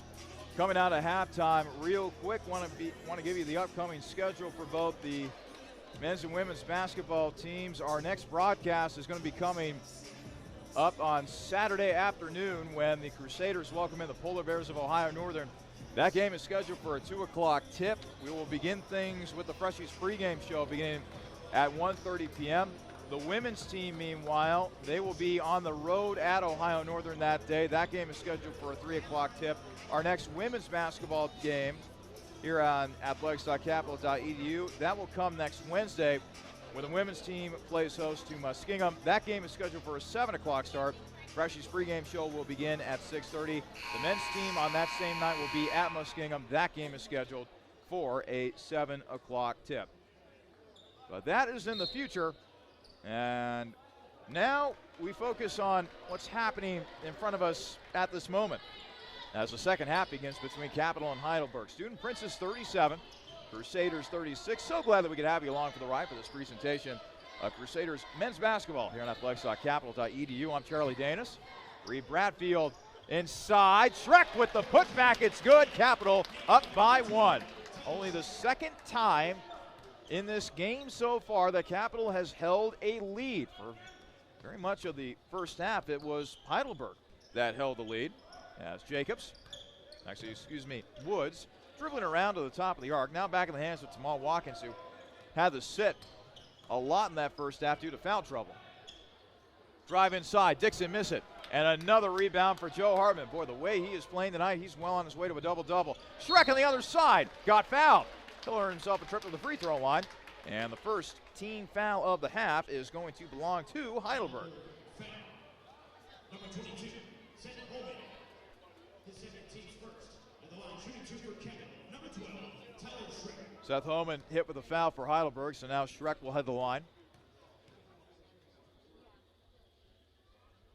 Schreck now with 6 points after the made free throw. One more upcoming for Tyler Schreck, as Capital has now lengthened its lead to 2, looking to make it a 3-point edge. Shot is up, and it is good. So a 3-point lead for Capital, 40-37. Not even a minute into our second half. Dylan Woods, right wing, being guarded by Giahaya. Passed over to Tamal Watkins. Watkins has the ball poked away. Caldwell not trying to go after the ball, but Watkins retrieves it in the backcourt. Watkins now trying to drive and gets a tough shot to go over the hand of Reed Bradfield. It's now a 1-point lead for Capital, 40-39, 18.5 to play here in the second half. Schreck being picked up defensively by Dixon. Bounced over to Caldwell on the left wing. Cam passing over to Joe Hartman. Hardman now looking for some help. Any sort of help. Finally gets it over to Caldwell. Caldwell, top of the arc, over to Schreck on the right wing. Schreck dribbling to his right. Now back to his left. Now a little spin move. Tough jumper. Schreck can't get that one to go. And Tamal Watkins with the defensive rebound. Schreck just doing a little bit too much right there as Dixon will now drive in. Floater, count it, and a foul. Cam Caldwell will be hit with a foul for Capital, the first team foul of the half against the Crusaders, as Heidelberg now retakes the lead 41-42. But now Josh Dixon, the senior from Lima, Ohio, trying to make it a 2-point lead.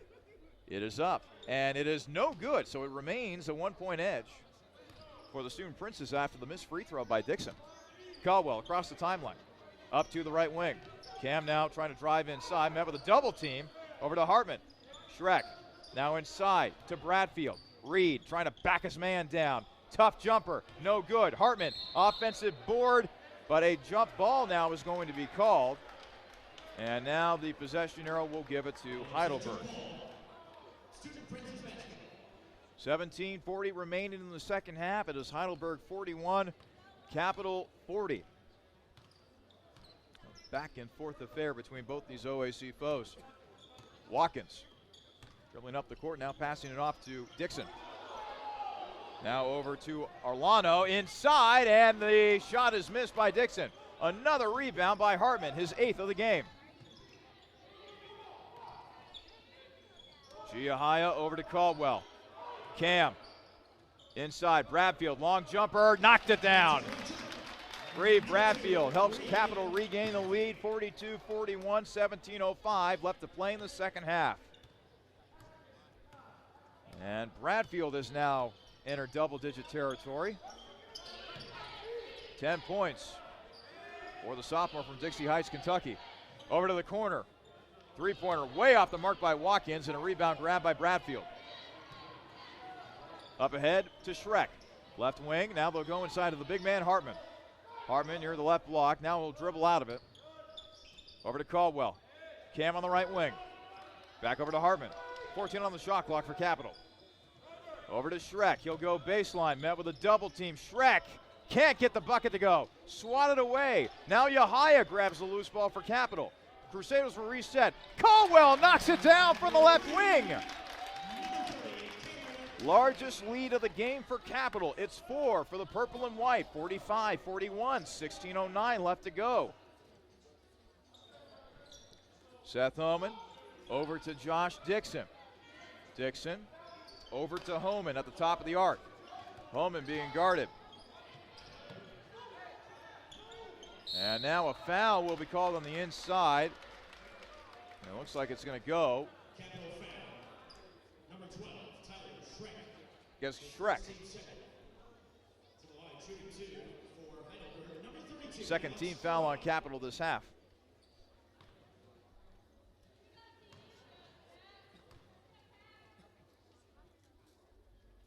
Shot is up, and it is good. Arlano able to make the free throw. Draws Heidelberg to within 3.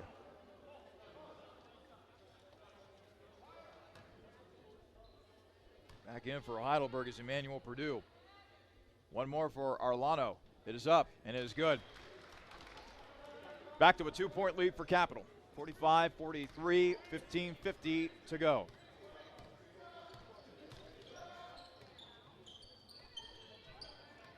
Schreck passing over to Yahaya. G for 3. G rattles it home. 48-43. That 3-point shot for Capital is starting to come alive a little bit here in the second half. 48-43 advantage for Capital. Under 15.5 to play.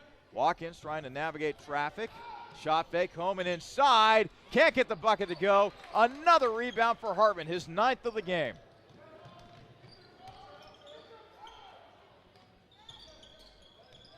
Hartman over to Bradfield. Reed trying to decipher the defense. Hartman, long jumper. Not able to knock that one down, and the rebound is taken by Tamal Watkins. Watkins will now bring it up the court for Heidelberg. 48-43 lead for Capital as we tick under 15 to play. Over to Purdue. Purdue lost it. Up ahead to Yahaya. This could be showtime. And G is hacked on his way to the rim by Emmanuel Purdue.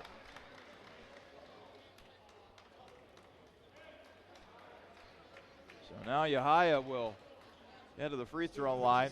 He's shaking his head thinking, man, I should have dunked that one. That's his first, team second to the line. Shooting 2 for the Crusaders. Number 5, W. Yahaya.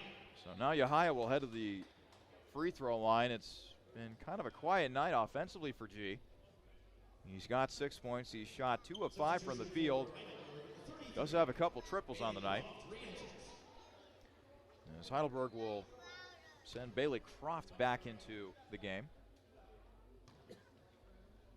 Yahaya, meanwhile, at the foul line. Left-handed shooter. Shot is up, and it is good. One more upcoming for G. As this lead continues to stretch a little bit for Capital, it's now up to 6. Yahaya will now try to make it a 7-point advantage for the purple and white. The shot is up, and that is good. So 7-point advantage for Capital, 50-43, largest lead of the game for Capital. 14:42 left to play in the second half. Watkins has it poked away by Bradfield, but Watkins gets it back. And now it goes off the foot of Caldwell.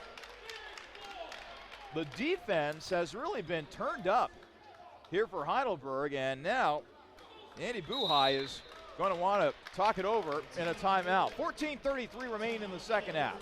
It's Capital 50, Heidelberg 43 here on athletics.capital.edu.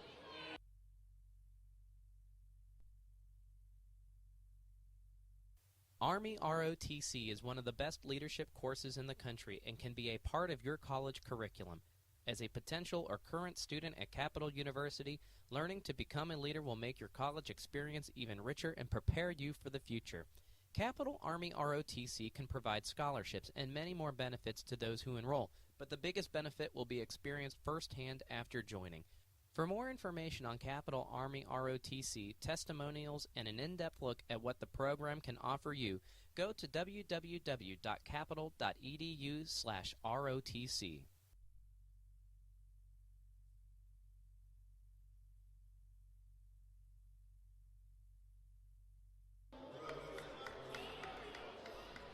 Back here at the Capitol Center.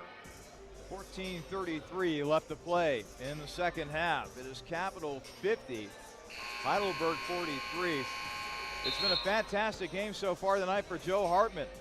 The center from Cincinnati, 13 points, 9 rebounds. He has shot it well from the field, 6 of 8 from the field as a matter of fact. And right behind him, the other big man for Capital, Reed Bradfield. He's got 10 points and 6 rebounds. Both of those gentlemen have been playing tonight for Capital. Those guys could be well on their way to double-doubles. Right behind them, Cam Caldwell with 9 points, Giahaya with 8. Very balanced scoring for Capital. They've gotten off to a very nice start here in this second half. Now scoring Heidelberg 14-6. Jumper no good for Woods. He gets his own offensive board.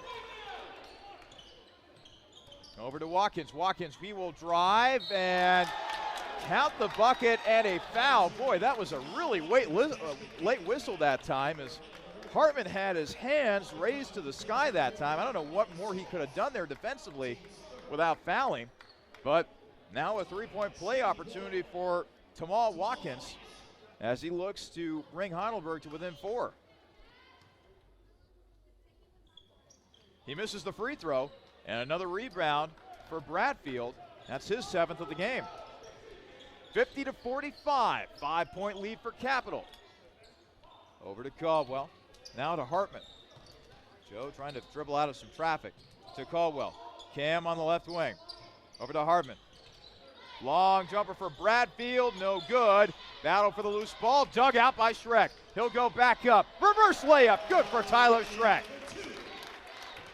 52-45, Capital still with the lead, 13:40 to go. Jamal Watkins, top of the arc. Couple nice moves, missed the shot, however. Schreck with the defensive rebound. And Schreck will bring it up court. And Watkins threw his glasses off the court. And now an offensive foul will be called against Giahaya.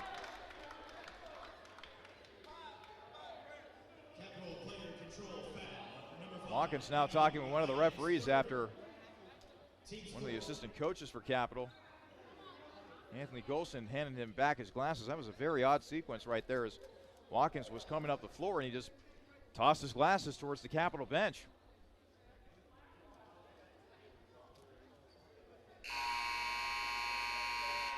So Watkins gets his, I don't know if you could call those rec specs like what Eric Dickerson used to wear back in the 80s, but they're pretty close to him. As Giahaya will check out for Capital. Coming in is Roth. 52-45 lead for Capital. Purdue inside to Arlano. Arlano twisting, turning. Can't get the shot to go. Gets his own miss. He will put it back up, and it will count. 52-47. Capital with the lead. 12:50 to go in the second half. Roth on the right wing has the ball batted out of bounds by Dylan Woods.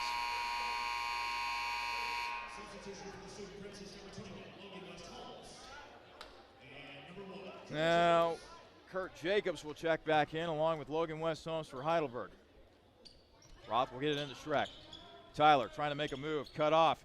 Long jumper for Bradfield, knocks it down. Reed Bradfield on target that time. He's got 12 points.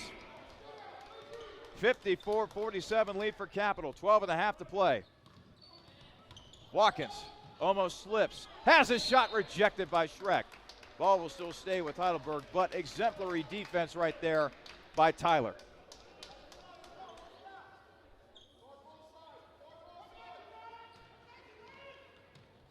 Watkins inside to Purdue. Purdue, reverse layup is good. Boy, Purdue did not have a lot of room to work with, but he made that work. Capital 54, Heidelberg 49. 12:10 remaining in the second half. Caldwell on the right wing, bouncing it over to Schreck. Jumper swishes through for Tyler. And he's now got 11 points. 56-49 lead for Capital, under 12 to play. Purdue, top of the arc. Jumper in the lane is good for Emmanuel Purdue. 5-point lead for Capital. 11:42 left to go in the second half. Schreck, top of the arc. Passing it over to Bradfield. Now in the hands of Caldwell on the right wing. 12 on the shot clock. Cam trying to drive, skips it over. Schreck, jumper, no good, and the rebound taken by Logan West Holmes. So it remains a 5-point lead for Capital as we approach 11 minutes to play in the second half. And quite the turn of events. Heidelberg has gone cold from three-point range all of a sudden. As an offensive rebound's dug out by Purdue, they go inside to Watkins. Watkins, turnaround jumper, that'll rattle home. It's now a 3-point lead for Capital, 56-53. 10:52 left to play in the second half. And now a timeout will be taken by Capital. 10:49 to go. Capital 56, Heidelberg 53. This is Crusaders men's basketball on athletics.capital.edu.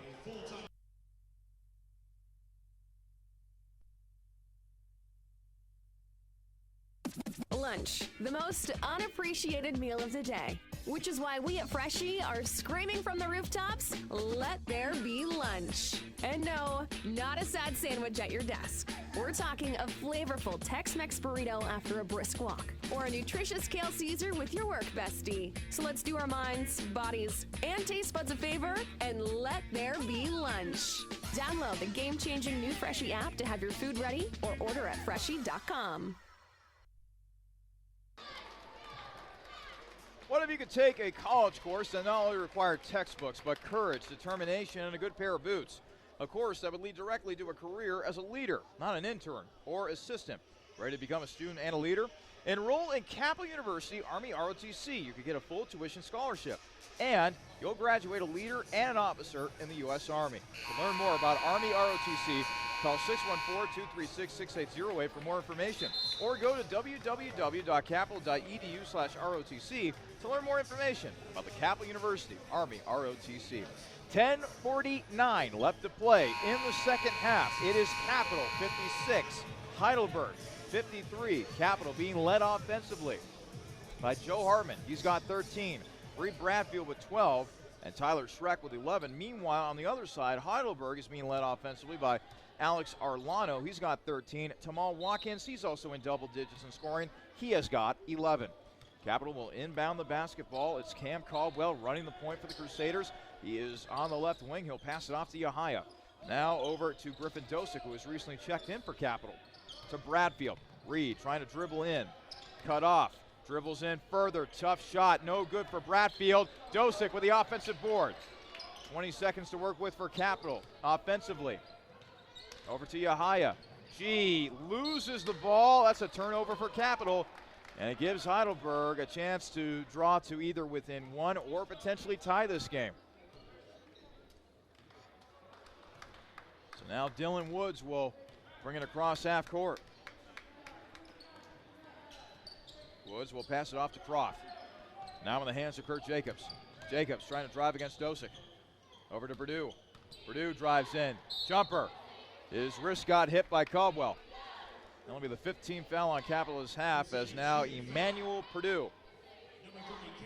Former Shaw High School product, originally from Shaker Heights, Ohio. So the Cleveland native will step to the foul line. That shot is up and good for Purdue. Draws Heidelberg to within 2. This game is not over by any stretch. It is still anybody's game at this point as Purdue puts up another shot, and it is good. He is a perfect 2 of 2 from the foul line that time. It's now a 1-point ball game. 10 minutes to go in regulation. It's Capital 56, Heidelberg 55. Cam Caldwell inside, backing down Purdue. And a offensive foul is going to be called against Cam Caldwell. That will bring Damon Goodwin out of his seat that time. In the referee's estimation, Caldwell just got a little too heavy-handed with the shoulder as he was trying to back Purdue down near the left block.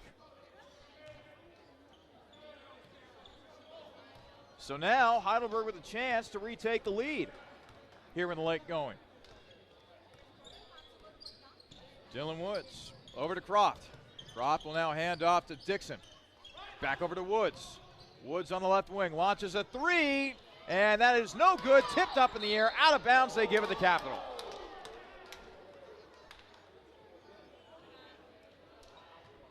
So now Capital will get the ball back here. 9:31 remain in the second half. Crusaders clinging to a 1-point advantage over Heidelberg, 56-55. Caldwell will bring it across the timeline. He'll be picked up defensively by Purdue. Purdue almost stealing the ball, and now Purdue with possession. He called a timeout. At least it looked like he called a timeout. They're still continuing play here at the Capitol Center.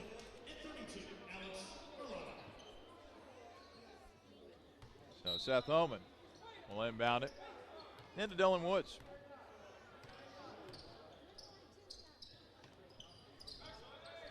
Woods over to Josh Dixon. Purdue for 3. That is woefully short. And now it is Schreck with the defensive rebound. He'll bring it across half court. Capital looking to add to its 1-point lead. Dosick over to Bradfield. Now the ball is tipped around by Woods. It will go out of bounds. It will stay with Capital. 17 seconds remain on the shot clock. As now Tamal Watkins will check back in for Heidelberg, and checking out is Emmanuel Purdue. Giahaya will now check back in. Taking a seat on the bench for Capital will be Griffin Dosick.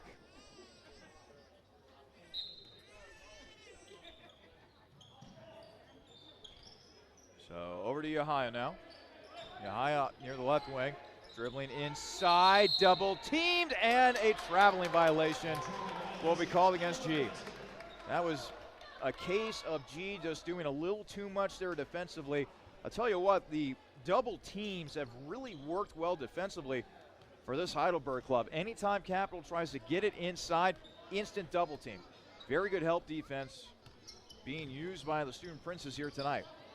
Mid-range jumper. That's off the mark by Woods. And another rebound by Joe Hartman. Give him a double-double tonight. 13 points and 10 rebounds with that. And now a timeout will be taken. 8:35 left to play. Here in the second half, it is Capital 56, Heidelberg 55. This is Crusaders men's basketball on athletics.capital.edu.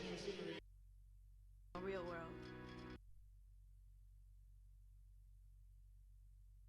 It's the perfect sports bar because it's not just a sports bar.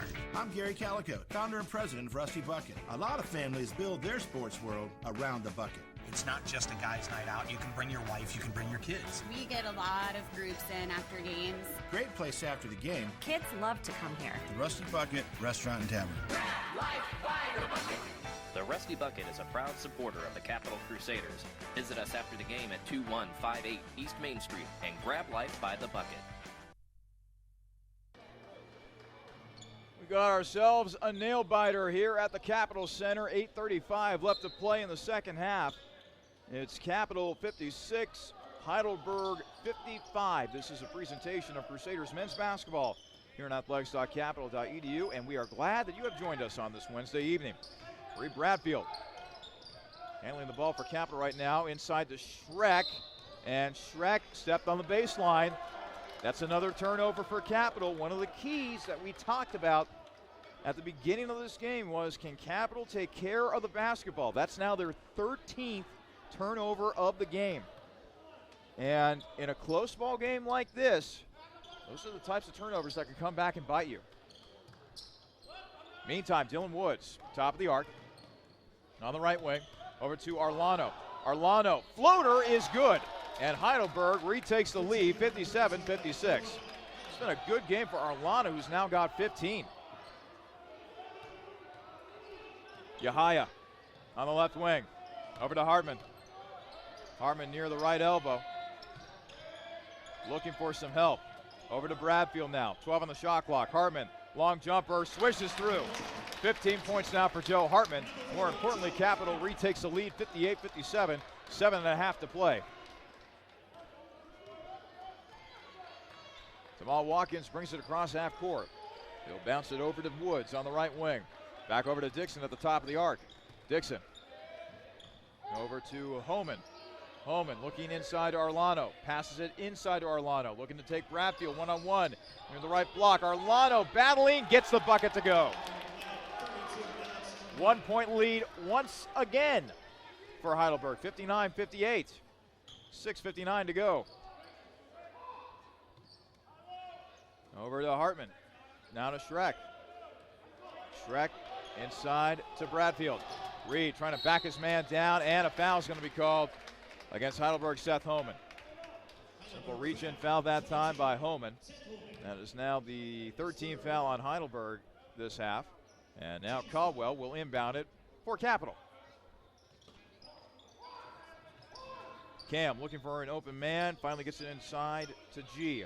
Now over to Caldwell. Caldwell looking to bat Watkins down. Now inside to G. G quickly across the baseline. Floater, short, no good. Then a foul called against Heidelberg. It's going to go against Seth Homan. That's the 14th foul on Heidelberg this half. More importantly, it allows Capital to maintain possession as Bailey Croft will come back into the game for the Berg, and now some cleaning up to do on the court. As they take care of that issue, looks as though that the floor is satisfactory. Play resumes. Schreck, long jumper. That is no good, and now a foul is going to be called against Giahaya. That'll be the 17th foul against Capital.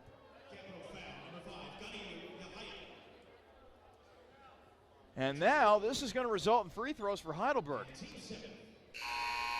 1-on-1 situation upcoming here for Dylan Woods. Woods typically a very good free throw shooter, shooting 80% from the foul line coming into tonight's ball game. So now Woods steps to the charity stripe. It is up, and it is good. As Woods earns himself one more shot at the foul line. It's now a 2-point lead for Heidelberg. Woods is looking to make it a 3-point advantage now for the Berg. It's up, and it's good. 61-58, Heidelberg back in front. 6.5 to play here in the second half. Let's see what Capital will do on this offensive possession right here.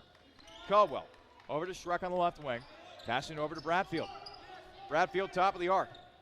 Now over to Hartman. Hartman over to Schreck. Schreck driving inside, and a foul is going to be called against Arlano.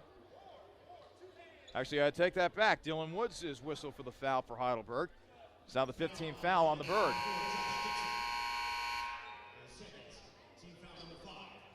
Emmanuel Perdue checking back in for Heidelberg. Checking out is Dylan Woods.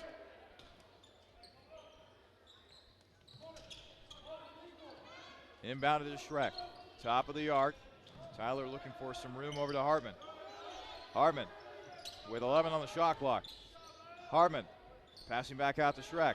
7 on the shot clock now for Capital. Schreck trying to get it inside to Hartman. Another turnover for Capital. Ugh.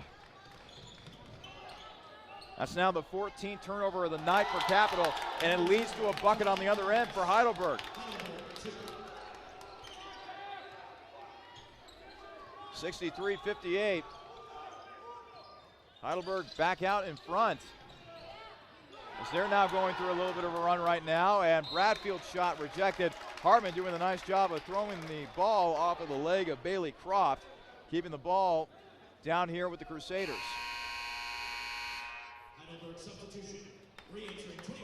Logan West-Ums checks back in for Heidelberg.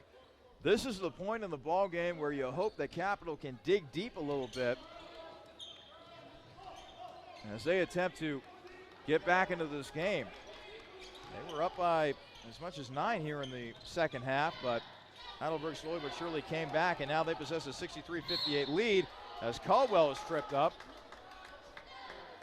And now Caldwell is down as the foul is called against Josh Dixon.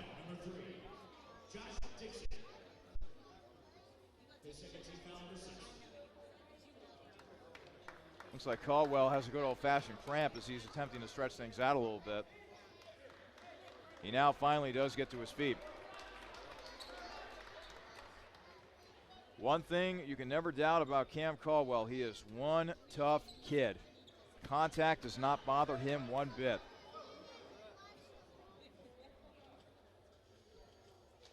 So now Capital will inbound it here. 20 seconds on the shot clock. 5:19 remaining in the game, with Heidelberg leading Capital 63-58. Giahaya back in for Capital as Roth exits and takes a seat on the Capital bench. Caldwell will now inbound it. Inside, Schreck gets a man up in the air. Shot will not count. But he did get Perdue up in the air on his back, as now Schreck will head to the foul line. And that's now the 17th foul on Heidelberg. We're going to be shooting free throws the rest of the way. These free throws could play a big part down the stretch. Schreck's first toss, no good. And the rebound taken by Heidelberg's Tamal Watkins. 63-58 lead for Heidelberg as we tick close to 5 minutes to play. And now a steal by Caldwell and a foul against Watkins. Excellent on-ball defense that time by Cam Caldwell. It results in another foul against Heidelberg, so now Cam will head to the foul line as he gets set to shoot the front end of the 1-and-1.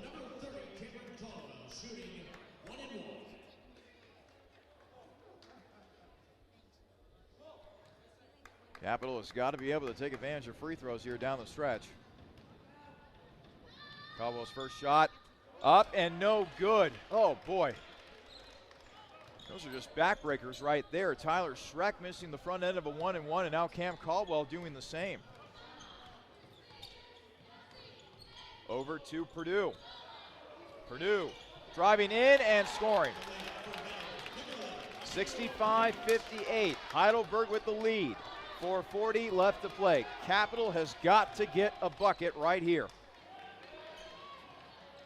Bradfield on the left wing, inside. Hartman, bounce, high off the glass. Oh, it rattles in and out for Hartman, but Yahaya is right there for the putback, and now a timeout's going to be taken by Capital. We'll step aside. 4:25 remain in the second half. Heidelberg 65, Capital 60. This is Crusaders men's basketball on athletics.capital.edu.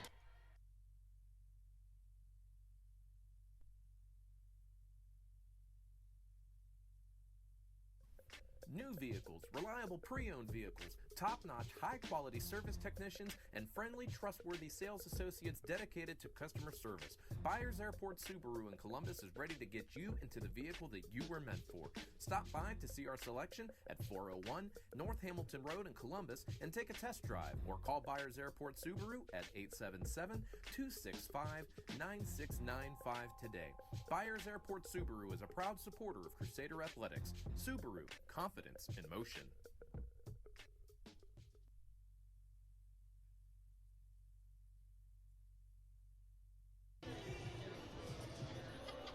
Back here at the Capitol Center, where we have 4:25 remaining in regulation. It is Heidelberg 65, Capital 60. A check of the score when it comes to the women's team. 4:29 left to play in the fourth quarter in that one. And Capital well on its way, it appears, to a victory. It is Capital leading Heidelberg 75-49 in that one. Leading the way offensively for Capital is Cassidy Bosch. She's got 15 points. It's also been good games by Emma Burns and Ellie Watchman. Each of those young ladies have 10 points for the Crusaders. Meantime, the men's team trying to rally here. Down by 5 against Heidelberg. 4:25 left to play in regulation. It starts with getting a defensive stop here. Watkins dribbles up the floor to Dylan Woods. Woods at the top of the arc. Now to the left wing. Woods over to Purdue.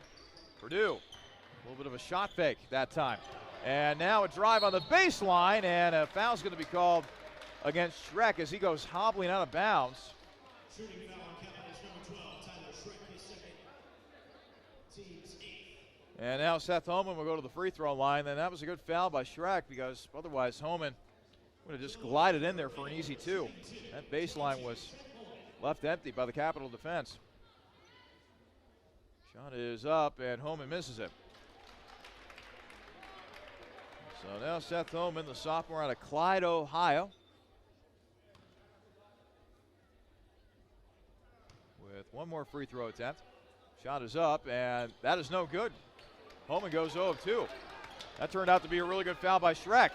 Schreck on the other end. Passing it to Yahaya. G. Jumper. Good. It is a 3-point lead for Heidelberg. 65-62, 3:42 left to play in regulation. Purdue inside. Arlano loses it. Yahaya comes up with a loose ball. Yahaya almost traveling that time, but somehow kept his balance.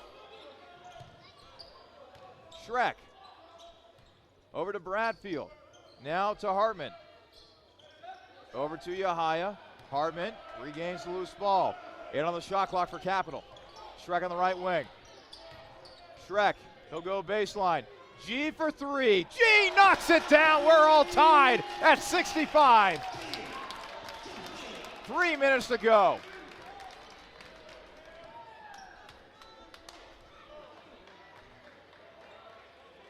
Does Capital have another defensive stop in them? Dylan Woods over to Tamal Watkins. Watkins over to Holman. Now it's to Purdue. Purdue driving in and scoring. Nice reverse layup that time by Purdue. It puts Heidelberg back up by 2. 2.5 to play. Heidelberg by 2. Hartman over to Yahaya on the right wing. Yahaya, top of the arc. G for 3. G knocks it down again. Capital by 1. 68-67. Yahaya's got 15. Watkins across the timeline on the left wing. Watkins has his shot, rejected. Caldwell inside. Bradfield has his shot blocked, but then a foul called against Seth Homan. So now Bradfield will head to the foul line. Minute 57 remaining. Capitals 68, Heidelberg 67.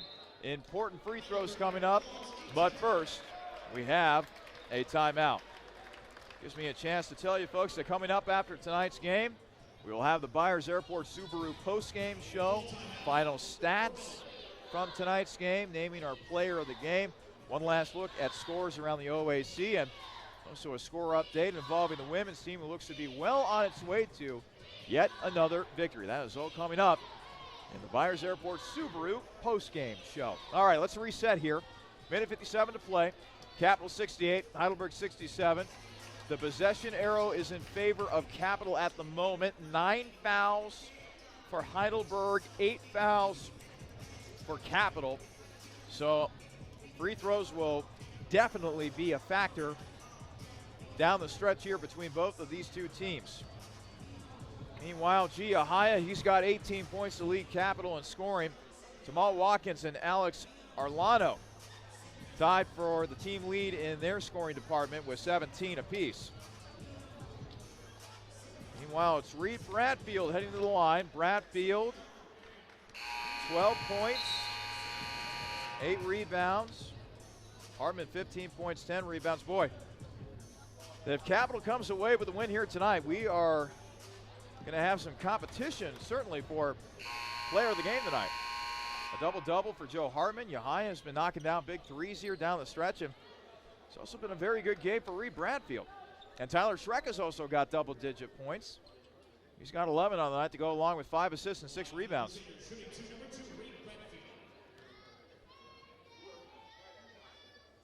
Bradfield missing the first free throw. Well, one more coming up for Reed as he tries to push this Capital lead to 2. It is up and no good. Bradfield goes over at the foul line. It remains a 1-point game. Minute 50 remaining in the second half. Capital 68, Heidelberg 67. Boy, this is deja vu all over again as Capital's coming off of a 1-point win against John Carroll. Similar circumstances here tonight against Heidelberg. Homan over to Tamal Watkins. Watkins top of the arc. He's going to drive in against Yahaya. He's going to kick. Purdue for 3. That is good. And now it's a 2-point lead for Heidelberg. A minute 22 remaining in the second half. What does Capital do here offensively? Caldwell to Bradfield. Bradfield hands off to Yahaya. G's got the hot hand from 3 as of late. He's going to drive in. Inside, pass, Hartman scores. We're tied at 70. 1 minute remaining in regulation. This baby's going to go down to the wire. Watkins across half court, guarded by Caldwell. Now in the hands of Purdue. Purdue being guarded by Schreck. Purdue, top of the arc, still being guarded by Schreck, and now a timeout's going to be taken by Heidelberg. We're going to keep it right here at the Capitol Center. 46 seconds remain in regulation. 13 seconds remain on the shot clock for Heidelberg, who is tied for Capital at 70. So both teams are taking a chance to talk things over a little bit. Some statistical analysis. Capital shooting 53% from the field. Heidelberg, meanwhile, 48% from the field. Heidelberg 8 of 17 from three-point range. Capital 6 of 11 from three-point land. Boy, Capital has really picked it up here in terms of the three-point shot. They only made 2 3-pointers in the first half. They made 4 here in the second half. Capital also 8 of 15 from the free throw line. Heidelberg 9 of 14, and there have been some points left at that foul line for both teams, most notably Capital. And the rebounding battle has certainly turned as well. Capital out-rebounding Heidelberg plus 8 in that rebounding margin. Capital has been doing a good job on the glass as well. Other than that, both teams have been pretty neck and neck in terms of all the other team statistics that I'm looking here on my laptop at the moment. It's certainly been a very entertaining affair here at the Capitol Center, and boy, if Capitol were to find a way to win this ball game, this would be a huge boost of confidence for Damon Goodwin's crew going forward. But first, a defensive stop is needed. Dylan Woods will inbound it right in front of the Heidelberg bench. He'll get it in successfully to Watkins. Watkins passing off to Purdue. Purdue driving in, and he makes the shot. Heidelberg back up by 2. 38 seconds and counting here in regulation. Shot clock still a factor. Schreck, top of the arc. Looking for an option. Over to Hartman. Hartman inside. Yahaya slips through and scores. Tied at 72. Heidelberg back with the basketball. Shot clock turned off. 15 seconds remain in regulation. Tamal Watkins on the right wing. Over to Purdue. Purdue, top of the arc. 5 seconds. G makes the steal. 3 seconds. 2 seconds. Colwell with a three-pointer. It falls short. We're going to overtime. A frantic finish to regulation. Yahaya had the steal. There was a lot of bouncing around that time as Yahaya lost control. And now Cam Caldwell is down on the court as the rest of the team is heading towards the bench, getting ready for overtime. Caldwell, a little gimpy heading towards the Capitol bench, but it looks like Cam is going to be okay. So, free basketball. We're getting set for overtime here at the Capitol Center.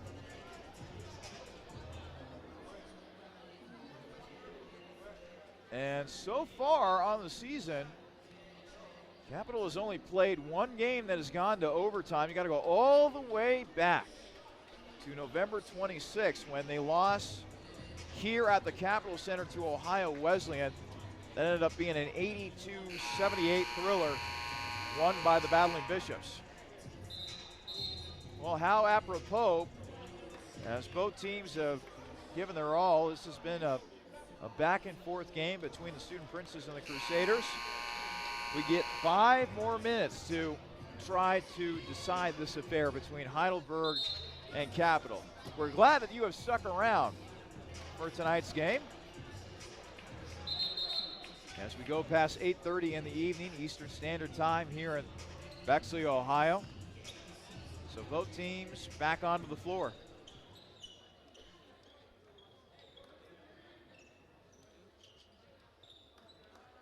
Bradfield will jump it up with Alex Arlano. And the tip is won by Capitol as Schreck was able to sneak in there and grab the loose ball. Watkins almost with a steal. Caldwell for 3. Cam! Bullseye! Capitol off to a good start here in overtime as they grab a 3-point lead. 4:43 left to go in OT. Passed all the way around to Dylan Woods. And Woods lost it out of bounds. It'll be Capitol basketball. And let's just say Andy Buhai and his coaching staff is not in love with that call, as he thought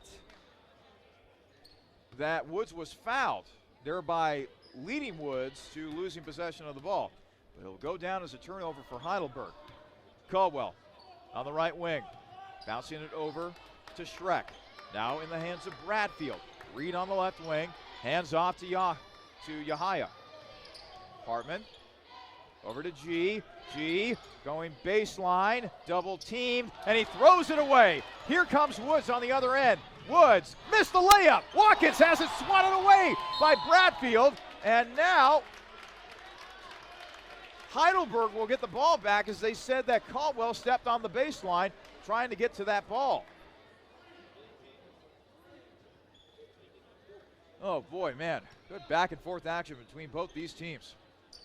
Woods will inbound it successfully to Arlano. Arlano backing Bradfield down, twisting, turning, shot, blocked by Bradfield. Back outside to Watkins, on the right wing to Arlano. Now to Watkins again. Watkins down the lane, has a shot blocked by Bradfield again. Woods for three. His shot is missed, but he got fouled by Yahaya. And now Dylan Woods will head to the foul line with an opportunity to tie this game. With 3:48 left to go in overtime. G will walk to the bench.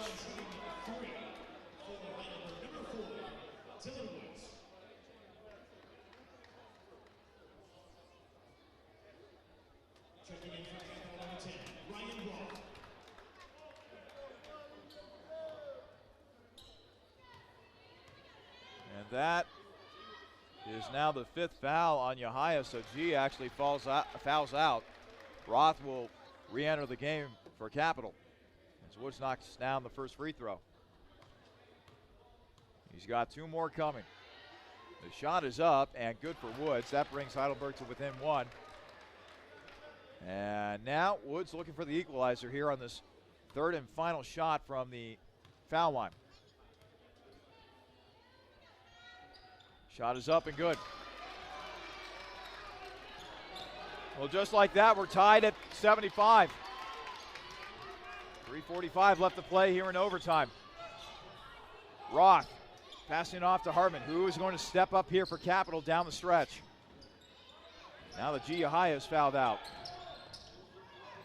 Bradfield misses it, but Schreck is there for the tip-in.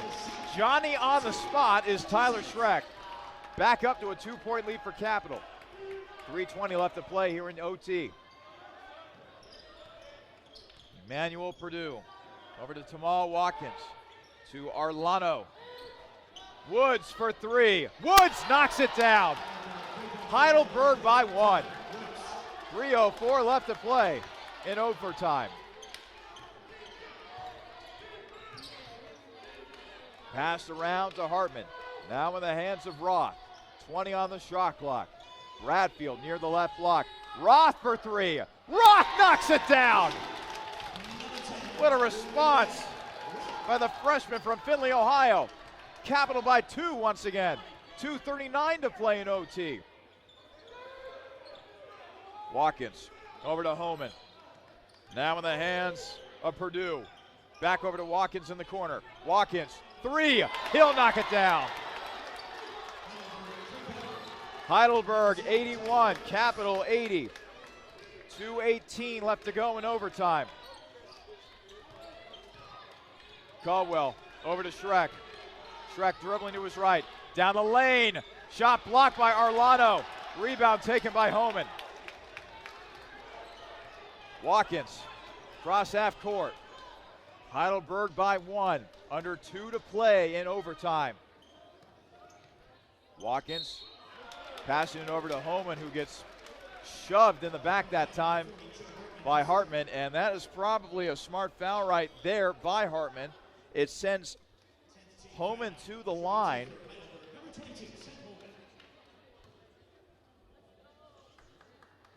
Homan on the year, well, actually coming into this game, had shot 81% from the foul line, but that's already now his third miss from the charity stripe.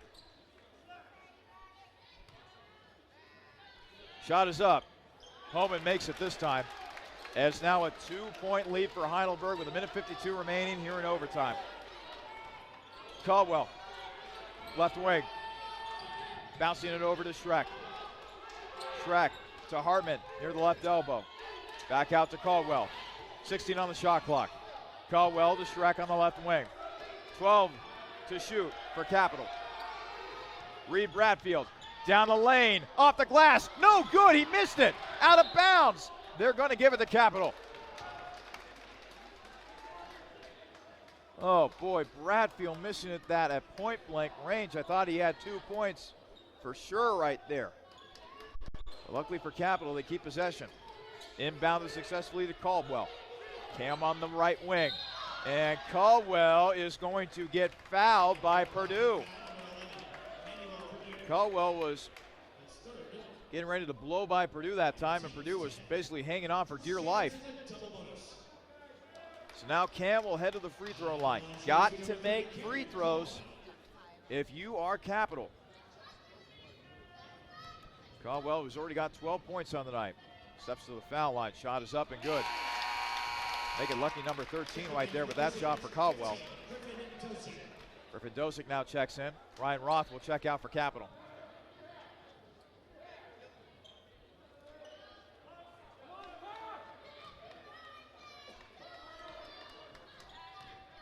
Caldwell with one more free throw. It's up. It's good. And we're tied at 82. And a timeout will now be taken by Capital. Want to pass along a final score to you. Dixie Jeffers and the women's team for Capital victorious over Heidelberg tonight. Your final score from Heidelberg ends up being 77-60. Cassidy Bosch leading the way for Capital offensively in that game with 15 points, also 10 points apiece for Emma Burns and Ellie Watchman. So the Crusaders, the women's team, able to pick up a key win on the road tonight. Their male counterparts, they are trying to do the same here on their home court. Minute 23 remaining in OT. It's a tied game, 82 apiece between Capital and Heidelberg. And boy, we have been treated to a good one here at the Capital Center. Between the two teams, we have 9 players in double digits when it comes to scoring. Tamal Watkins leading the way for Heidelberg with 20. Gia Haya, who fouled out moments ago, he has led Capital offensively with 20 points.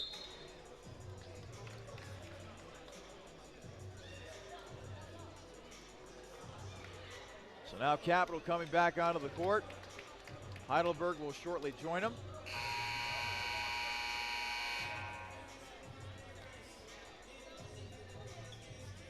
So now Heidelberg will have possession here. It's going to be Seth Homan who will inbound it to Tamal Watkins. Watkins, the senior point guard from Columbus, brings it across half court. Passing it over to Dylan Woods. Woods, top of the arc, driving against Dosick. Dosick with a block! Woods gets it back, however. Homan for three. No good. Rebound taken by Schreck, and then a foul called against Alex Arlano. So this is now going to send Schreck to the foul line with a minute 2 remaining here in OT, and a chance for Capital to retake the lead. Actually, I take that back. Reed Bradfield is going to be heading to the foul line for Capital.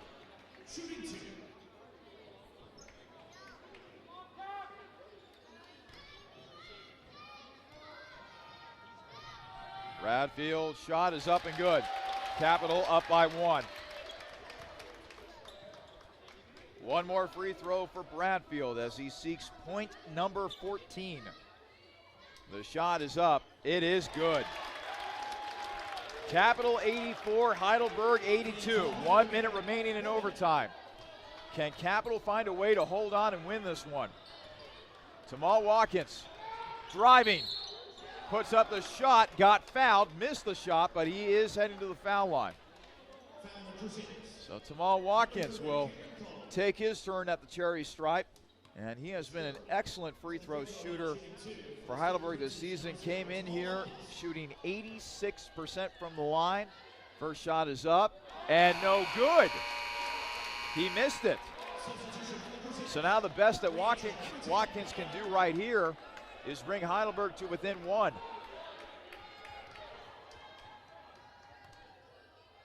Shot up for Watkins. That one is good. It's a 1-point ball game. 84-83, Capital up by 1.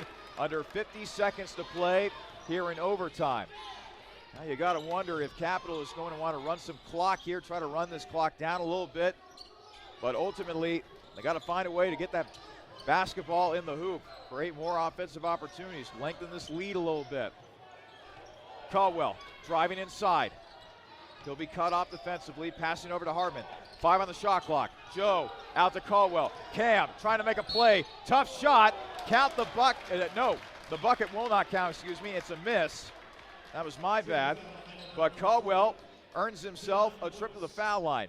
23.1 seconds remain in overtime.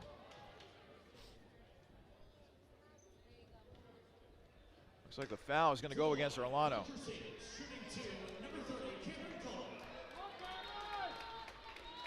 Cam with 14 points on the night. Big foul shots here. Shot is up. Oh, and no good.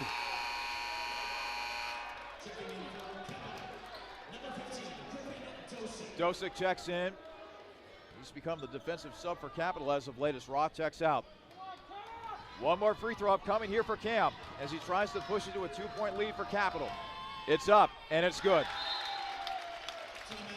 Timeout now taken by Capital. 23.1 seconds remain in overtime. It's Capital 85, Heidelberg 83. Both these teams came into tonight's game with equal 4-4 marks within the conference. They are trying to move up the conference standings, trying to build momentum heading into the month of February. That's what they're trying to do.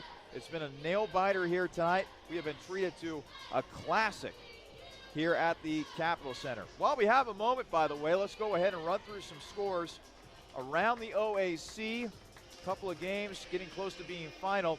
25 seconds remain at Baldwin-Wallace. It's the Yellow Jackets leading John Carroll in that one, 80-74.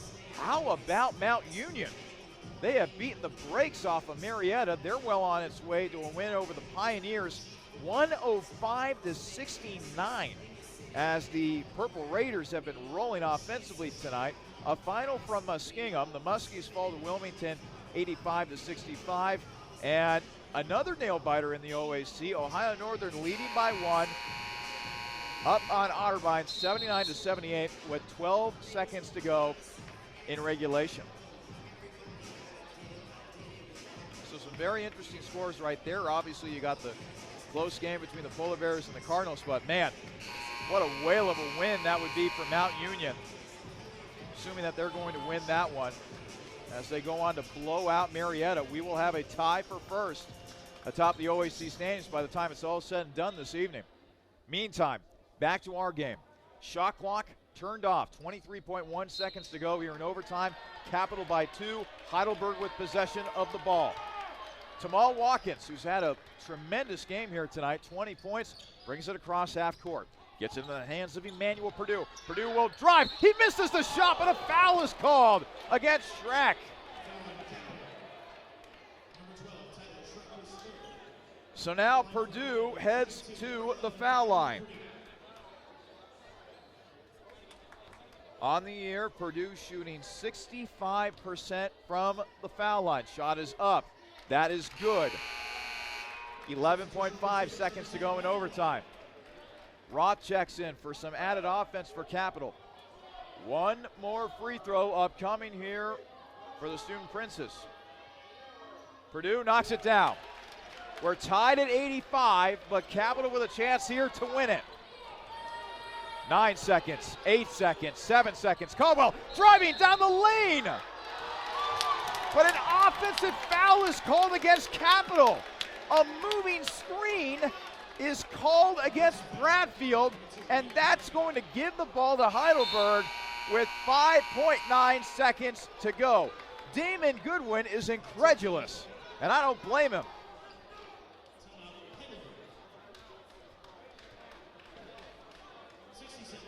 So now a timeout called by Heidelberg, as now the Student Princes will have a chance to win it with 5.9 seconds to go. Damon Goodwin is still talking with the officials about that last call. Giahaya waving his towel in disgust towards one of the officials. As now Capital, instead of getting ready for an offensive possession, has to get ready for a defensive possession. So we're tied at 85, 5.9 seconds to go. Possession arrow in favor of Heidelberg. And Heidelberg with a chance to win it here at the end. Tamal Watkins and Emmanuel Purdue each with 21 points.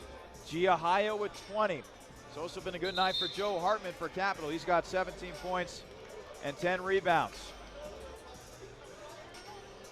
Well, if you're Capital, you're trying to force a second overtime. If you're Heidelberg, you're trying to win this game and then get out of here.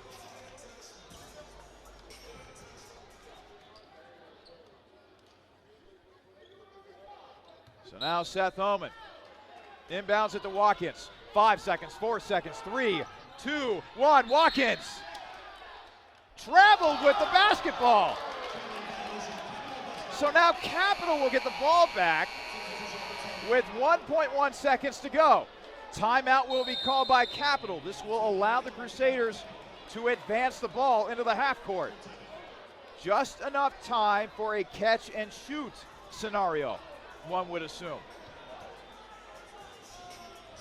Boy, this game has had more twists and turns than any I have seen in recent memory. It was a back and forth game, particularly in the second half. We go to overtime. We've had a bunch of lead changes. We've had a bunch of ties.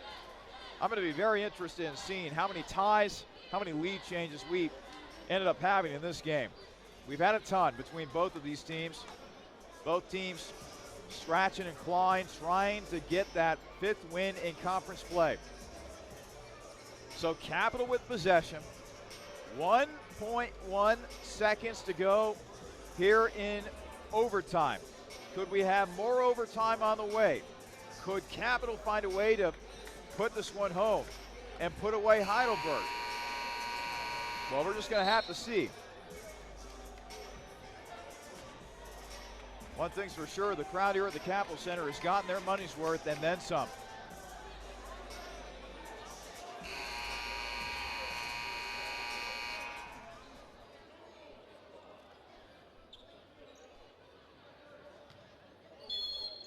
So Schreck will inbound it, throws it. Bradfield not able to make the catch, and we're going to be heading to a second overtime. We're going to take a timeout just to catch our breaths. We're heading to double OT. Capital and Heidelberg tied at 85. This is Crusaders men's basketball on athletics.capital.edu.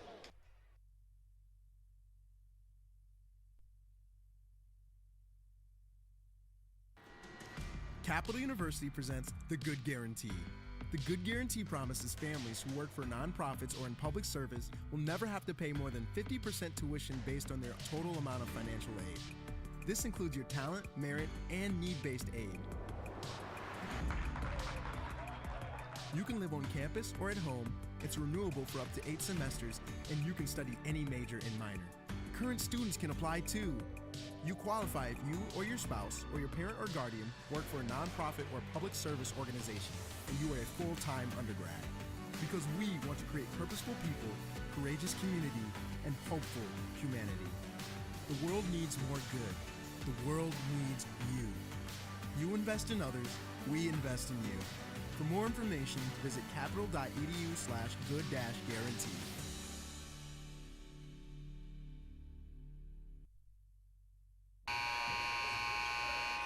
Well, now we're getting ready for double overtime.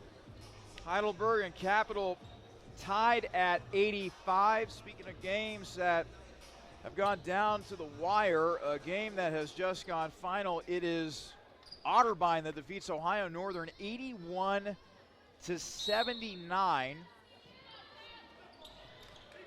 Made free throws by Justin Carter with 12 seconds to go. Plans ends up being the game winner for Otterbein as Ohio Northern missed a three-pointer at the end of that one. So Otterbein is able to get a win at Ohio Northern. Meantime, Capital's got more business to attend to here. Bradfield splits the double team, got fouled. The foul is going to go against Alex Arlano as Bradfield will now step to the line.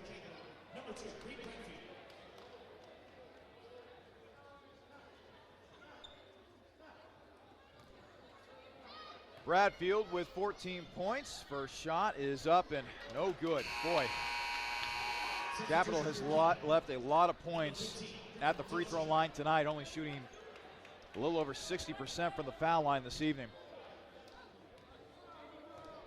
One more free throw attempt for Bradfield. It's up and good.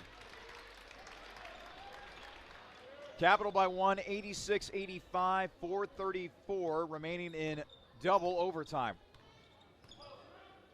Jamal Watkins over to Dylan Woods. Woods at the top of the arc. Shot is up. It's no good, and the rebound is taken by Tyler Schreck. Caldwell will now bring it across half court. Caldwell on the right wing. Over to Dosick, excuse me. Hartman over to Schreck.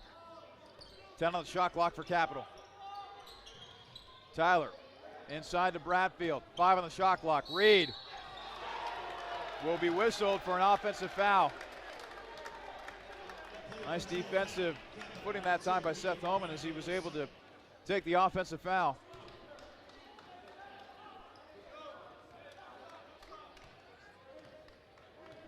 Capital 86, Heidelberg 85, 3:45 remaining in the second half. Seth Holman, top of the arc, over to Jamal Watkins. Arlano for 3, that's no good, and the rebound taken by Bradfield. And Arlano thought he was hit, but no call.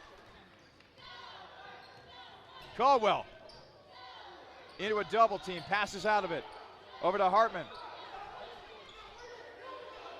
Hartman to Bradfield. Bradfield inside the Dosick, and stolen away by Purdue. He goes up ahead and scores. Heidelberg by 1. 87-86, 3:05 remaining in the second overtime. Caldwell to Schreck. Schreck at the top of the arc, over to Hartman, near the left elbow. Joe spinning inside, back out to Schreck. Tyler with another spin move. Twisting, turning up, no good, batted around. Caldwell battling for it, but then Watkins comes away with it. He'll quickly go up the floor for Heidelberg. Goes baseline, back outside to the left wing. Out. Woods for 3, off the mark, but an offensive board pulled down by Homan. And now Schreck, as action is being paused, he might have knocked knees with a player.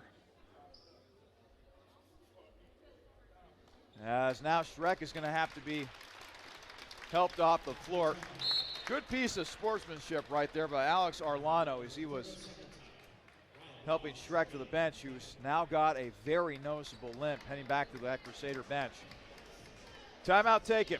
2:28 left to play here in double overtime. We'll step aside real quick. 87-86 in favor of Heidelberg here on athletics.capital.edu.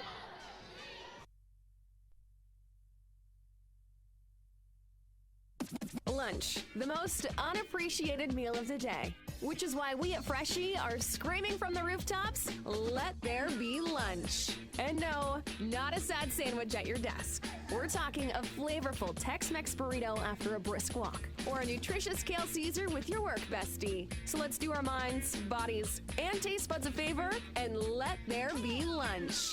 Download the game-changing new Freshie app to have your food ready or order at freshie.com. Back to the action here at the Capitol Center. 2:24 left to play in double overtime. Heidelberg by 1, and a foul called on a shot by Purdue. The shot, or the foul, I should say, is going to go against Cam Caldwell.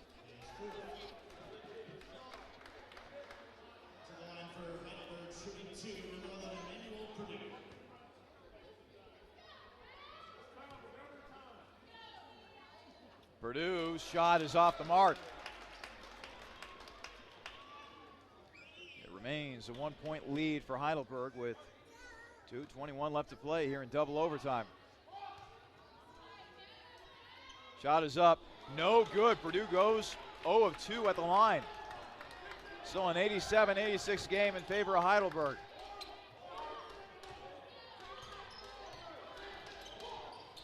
Caldwell.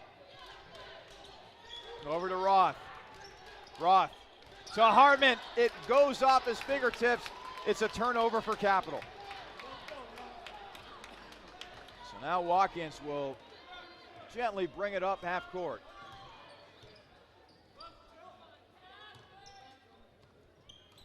Woods to Arlano. Purdue lost it, but it goes off of Hartman. So Heidelberg will keep possession with 13 seconds remaining on the shot clock. Woods inbounding it. Gets it into Arlano. Arlano over to Woods. Jumper, good. It's now a 3-point lead for Heidelberg.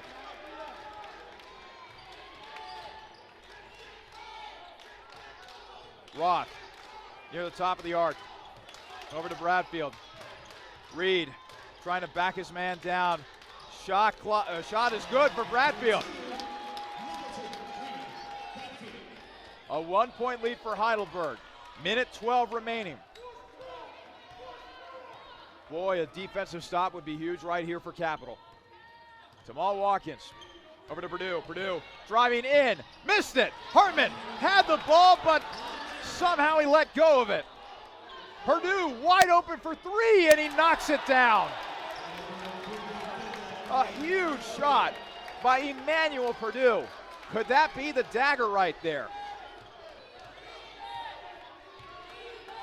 Caldwell on the right wing. Bradfield, top of the arc. Spin move, Reed, floater, no good. Hartman, put back, that's no good. Then a foul called.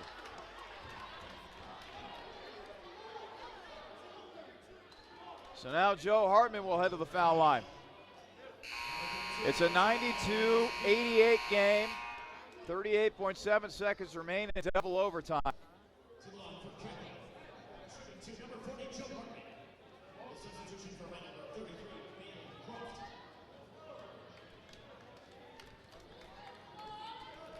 So Hartman heads to the foul line. Two shots upcoming here for Joe. The first, no good. Spins in and out. Oh boy. Another missed free throw for Capital. Shot is up. That one is good for Hartman. 3-point lead for Heidelberg. Now Capital trying to trap. Woods inside, and a wide open layup, good for Bailey Croft. 25 seconds and counting. Roth inside, Hartman makes the catch, gets fouled by Woods. That'll stop the clock with 20.6 seconds to go in double overtime. It is a 5-point lead for Heidelberg. Hartman trying to pull Capital to within 3.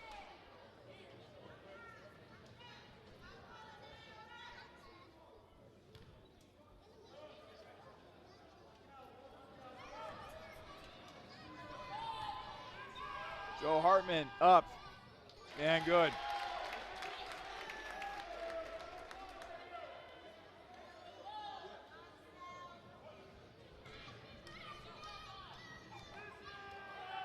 Second free throw for Hartman is good.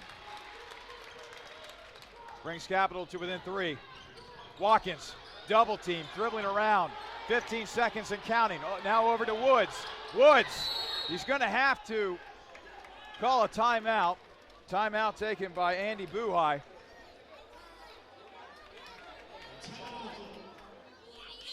It's now 11.5 seconds remaining on the clock, as Heidelberg will take a timeout. A 3-point advantage for Heidelberg. 94-91. And now the referees are heading to the scoreboard table to get something checked out to put more time out on the clock.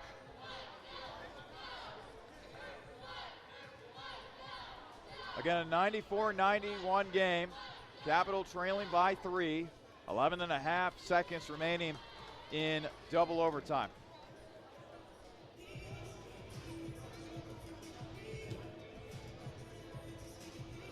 Possession arrow favors Heidelberg as both teams huddle in their timeout circles. All other games in the OAC tonight have gone final. Baldwin-Wallace defeats John Carroll 82-77. Mount Union with a blowout win over Marietta 107-70. Otterbein wins a nail-biter over Ohio Northern 81-79. And finally, Wilmington wins comfortably over Muskingum 85-65. This game has yet to be determined, but boy, Capital needs a steal, a turnover in the worst way in order to try to keep this thing going.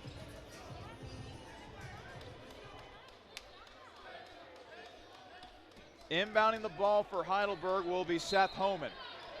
Homan receives the ball, gets it inside to Watkins, who's immediately double-teamed over to Homan, passes out of it, and then a foul is called as Caldwell had no choice but to foul Woods on the play. 6.9 seconds to go.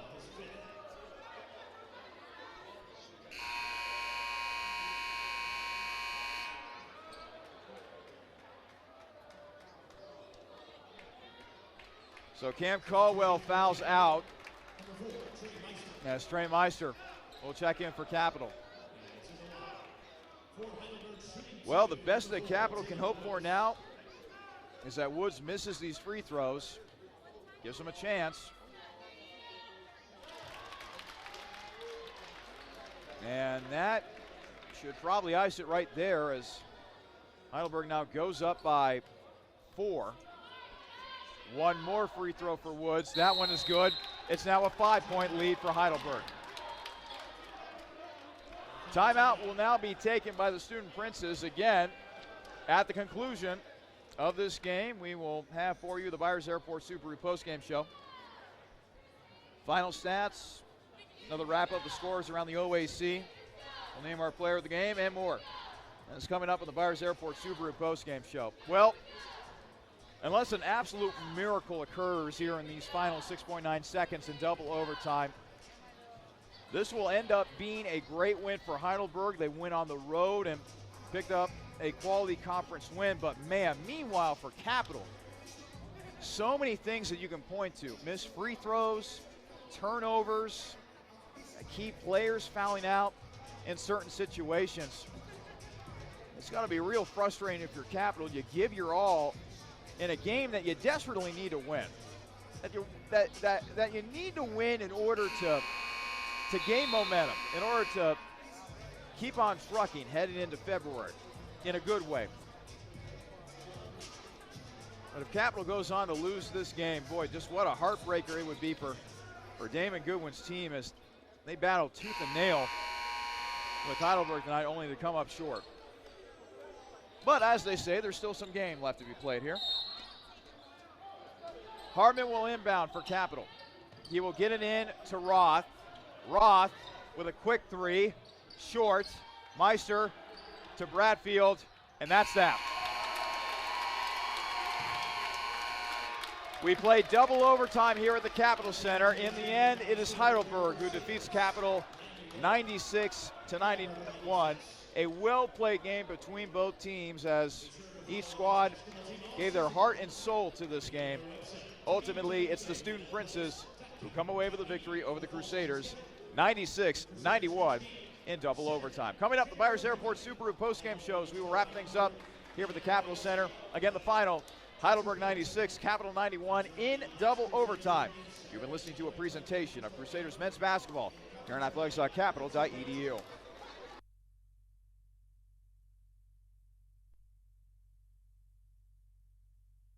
It's the perfect sports bar because it's not just a sports bar. I'm Gary Calico, founder and president of Rusty Bucket. A lot of families build their sports world around the bucket. It's not just a guy's night out. You can bring your wife, you can bring your kids. We get a lot of groups in after games. Great place after the game. Kids love to come here. The Rusty Bucket Restaurant and Tavern. The Rusty Bucket is a proud supporter of the Capital Crusaders. Visit us after the game at 2158 East Main Street and grab life by the bucket. New vehicles, reliable pre-owned vehicles, top-notch, high-quality service technicians and friendly, trustworthy sales associates dedicated to customer service. Byers Airport Subaru in Columbus is ready to get you into the vehicle that you were meant for. Stop by to see our selection at 401 North Hamilton Road in Columbus and take a test drive, or call Byers Airport Subaru at 877-265-9695 today.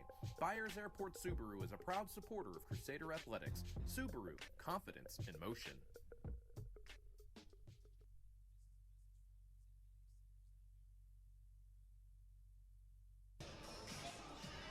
Welcome into the Byers Airport Subaru postgame show.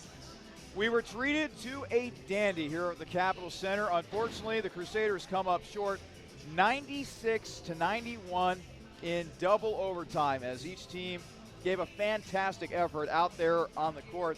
Wish it could have been the Crusaders, but ultimately it's the Student Princes who come out with the win here tonight.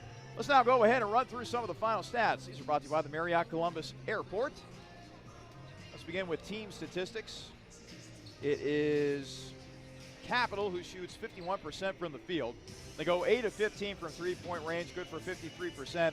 17 of 27 from the foul line, good for 63%. And boy, there were a lot of points left at that foul line by Capital that really could have made a difference in this close ball game. Heidelberg, meanwhile, shoots 48% from the field. They go 12 of 23 from downtown, good for 52%. And 18 of 27 from the foul line, good for 67%. Turnovers, Capital just had too many, 21 as opposed to only 12 for Heidelberg. Points off turnovers, Heidelberg 21, Capital 10. Total rebounds, Capital 41, Heidelberg 32. Assists, Capital 16, Heidelberg 12. Blocks, Capital 6, Heidelberg 2. Steals, Heidelberg 10, Capital 7. Bench points, Heidelberg with a big advantage in that statistical category, 34-6. Second chance points, Capital 16, Heidelberg 11. Points in the paint, Capital 36, Heidelberg 28. And finally, fast break points, Capital 11, Heidelberg 4. Now on to some of the individual statistics. First for Heidelberg. What a game it was for Emmanuel Purdue. 26 points. He ends up shooting 10 of 17 from the field, 2 of 4 from three-point range. Also had 4 rebounds. Tamal Watkins had a great game as well for Heidelberg. He had 21 points, 6 rebounds. He shot 7 of 13 from the field and 2 of 4 from three-point range. 17 points for Alex Arellano. And now we'll have our post-game coach interview brought to you by Freshies, and we're lucky enough to be joined by Anthony Golson, assistant coach for Capital. Coach, before we get to the actual statistics for tonight's game and how this ultimately went down, I think this one thing cannot be denied. Both teams left everything out there on the court. The effort was certainly there for both squads. I think it was. Those guys, they came in here and played a good game. Our guys gave it all they had down the stretch with guys being dehydrated and some of the other things that they left it out there on the floor, so that was good for them. So let's talk about some of the things that went on in this game. First off, I want to start with Joe Hartman. 20 points, 13 rebounds. That might have been the best offensive performance that I've seen from Joe Hartman. What do you think of his work down in the post? Joe's been putting a lot of work in. His confidence is building. Everybody's got to understand this is Joe's first year actually really playing, getting out on the court. So I think he's improving game by game, practice by practice. So we're excited about Joe Hartman. Tyler Schreck is another player that you should be very excited about. 13 points, 8 rebounds. Coach, I watched Tyler Schreck out there on the floor, and it seems like he's a carbon copy of his brother Austin with all the hustle plays that he makes, the nose for the ball, et cetera, et cetera. How have you liked his progression here in the sophomore season? He's a little bit bigger than Austin. I think at this point of his career, they are very similar. I think he's a little bit more athletic than Austin, but like again, Austin had the intangibles to be able to score the basketball, and Tyler's developing that knack for being around the basket. So it's only good things in the future for Tyler. Now, I want to bring up a couple of frustrating statistics for your team. Heidelberg is able to score 21 points off of turnovers, and also a lot of points left at the foul line. Which of those two things, what was more frustrating, especially towards the end of the game, for your coaching staff? I think turning the basketball over was really big for us. That's been a bugaboo for us when we don't play well. And I don't think they pressured us. So they didn't press the basketball. They didn't run around and trap and do all those things. Most of it was our own ineptness on offense and allowed them to jump the passing lanes late in the shot clock. So it has a lot to do with us and then our execution. So that's something we have to clean up for the next game. So you have to regroup. You got a home game coming up against Ohio Northern. How do you put this game behind you and then focus on the task at hand? Because you got yourself a polar bear squad coming in here this weekend. Right. I think our guys will be ready. It's a tough group of kids. They're resilient. They work hard every day. So it's one of those things where I love basketball. You get to play in 2 days, 2-3 days, so you don't have to sit on and stew on it for a week. So they'll be ready. We got a good Ohio Northern team coming in. They're young like we are, and they're struggling a little bit. But it's a game I think that our guys that have been here should show up big in the game Saturday. All right, Coach. Well, hey, thank you so much for joining us tonight. Thank you very much. Assistant Coach Anthony Golston joining us here on the Byers Airport Subaru postgame show. Our coach interview brought to you by Freshies as Capital falls in a really tough game, a hard-fought game between both of these teams that ends up going to double overtime. Heidelberg ends up winning this game by a final of 96-91. Let's continue on with some of the individual statistics from this game. Seth Oman with 6 points for Heidelberg, 3 points each for Kurt Jacobs and Logan West Holmes, and 2 points each for Josh Dixon and Bailey Croft. The individual statistics now for Capital. Giahaya goes off for 20 points. He shoots 7 of 11 from the field, 4 of 5 from three-point range, also had 3 rebounds and 2 assists. Joe Hartman, as we talked about in the interview with Coach Golson, banner night, 20 points, 13 rebounds, shot 8 of 11 from the field and 4 of 6 from the foul line. Great game from Joe Hartman. Hopefully that fantastic play continues for Hartman going forward. Reed Bradfield with 17 points to go along with 9 rebounds.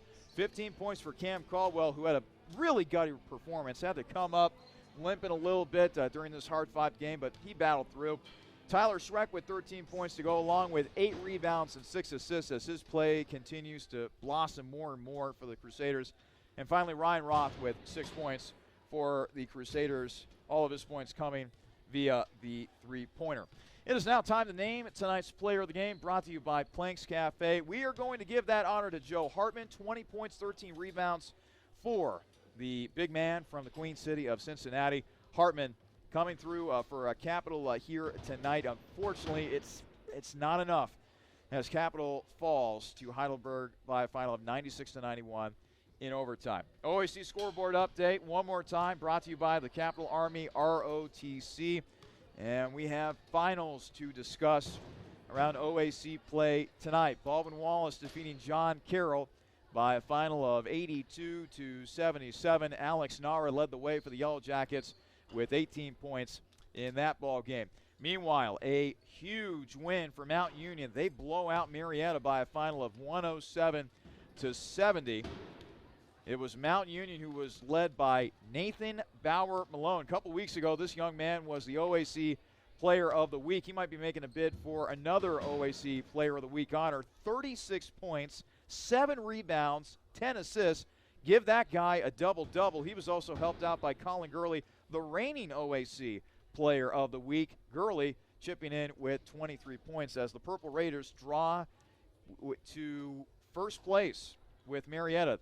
Purple Raiders and Pioneers now tied atop the OAC standings after play tonight. It is Otterbein who pulls out an 81-79 victory over Ohio Northern. It is a couple of key free throws knocked down by Justin Carter that ultimately allows the Cardinals to pick up that win, made with 12 seconds to go as the Cardinals pick up another conference win. And finally, Wilmington all over Muskingum tonight. They beat the Muskies by 20, 85-65. Leading the way offensively for Wilmington was Abdul Kanu with 22. He was also helped out big time by his teammate Deshaun Jackson, who had 21 points. And finally, another scoreboard update for you. A final from Heidelberg. The women's team for Capital defeats the Student Princes 77-60. And a very good game for Capital offensively. Cassidy Bosch led a balanced offensive attack. She had 15 points. Emma Burns and Ellie Watchman each had 10. Leading Heidelberg in scoring tonight was Brooke Beamer. She had 23 points for the Student Princess. Well, after tonight's game here at the Capitol Center, with the win, it is Heidelberg who improves to 7-9 overall, 5-4 within OAC play. Meanwhile, Capital, they drop to 4-5 within OAC play. Their overall record now sits at 8-8. Our next men's basketball broadcast is going to be coming up on Saturday when the Polar Bears of Ohio Northern come into town to take on the Crusaders. That game is scheduled for a 2 o'clock tip. We will get things started with the Freshies pregame show beginning at 1:30 p.m. Meanwhile, the women's team, they will be on the road that day once again. They will be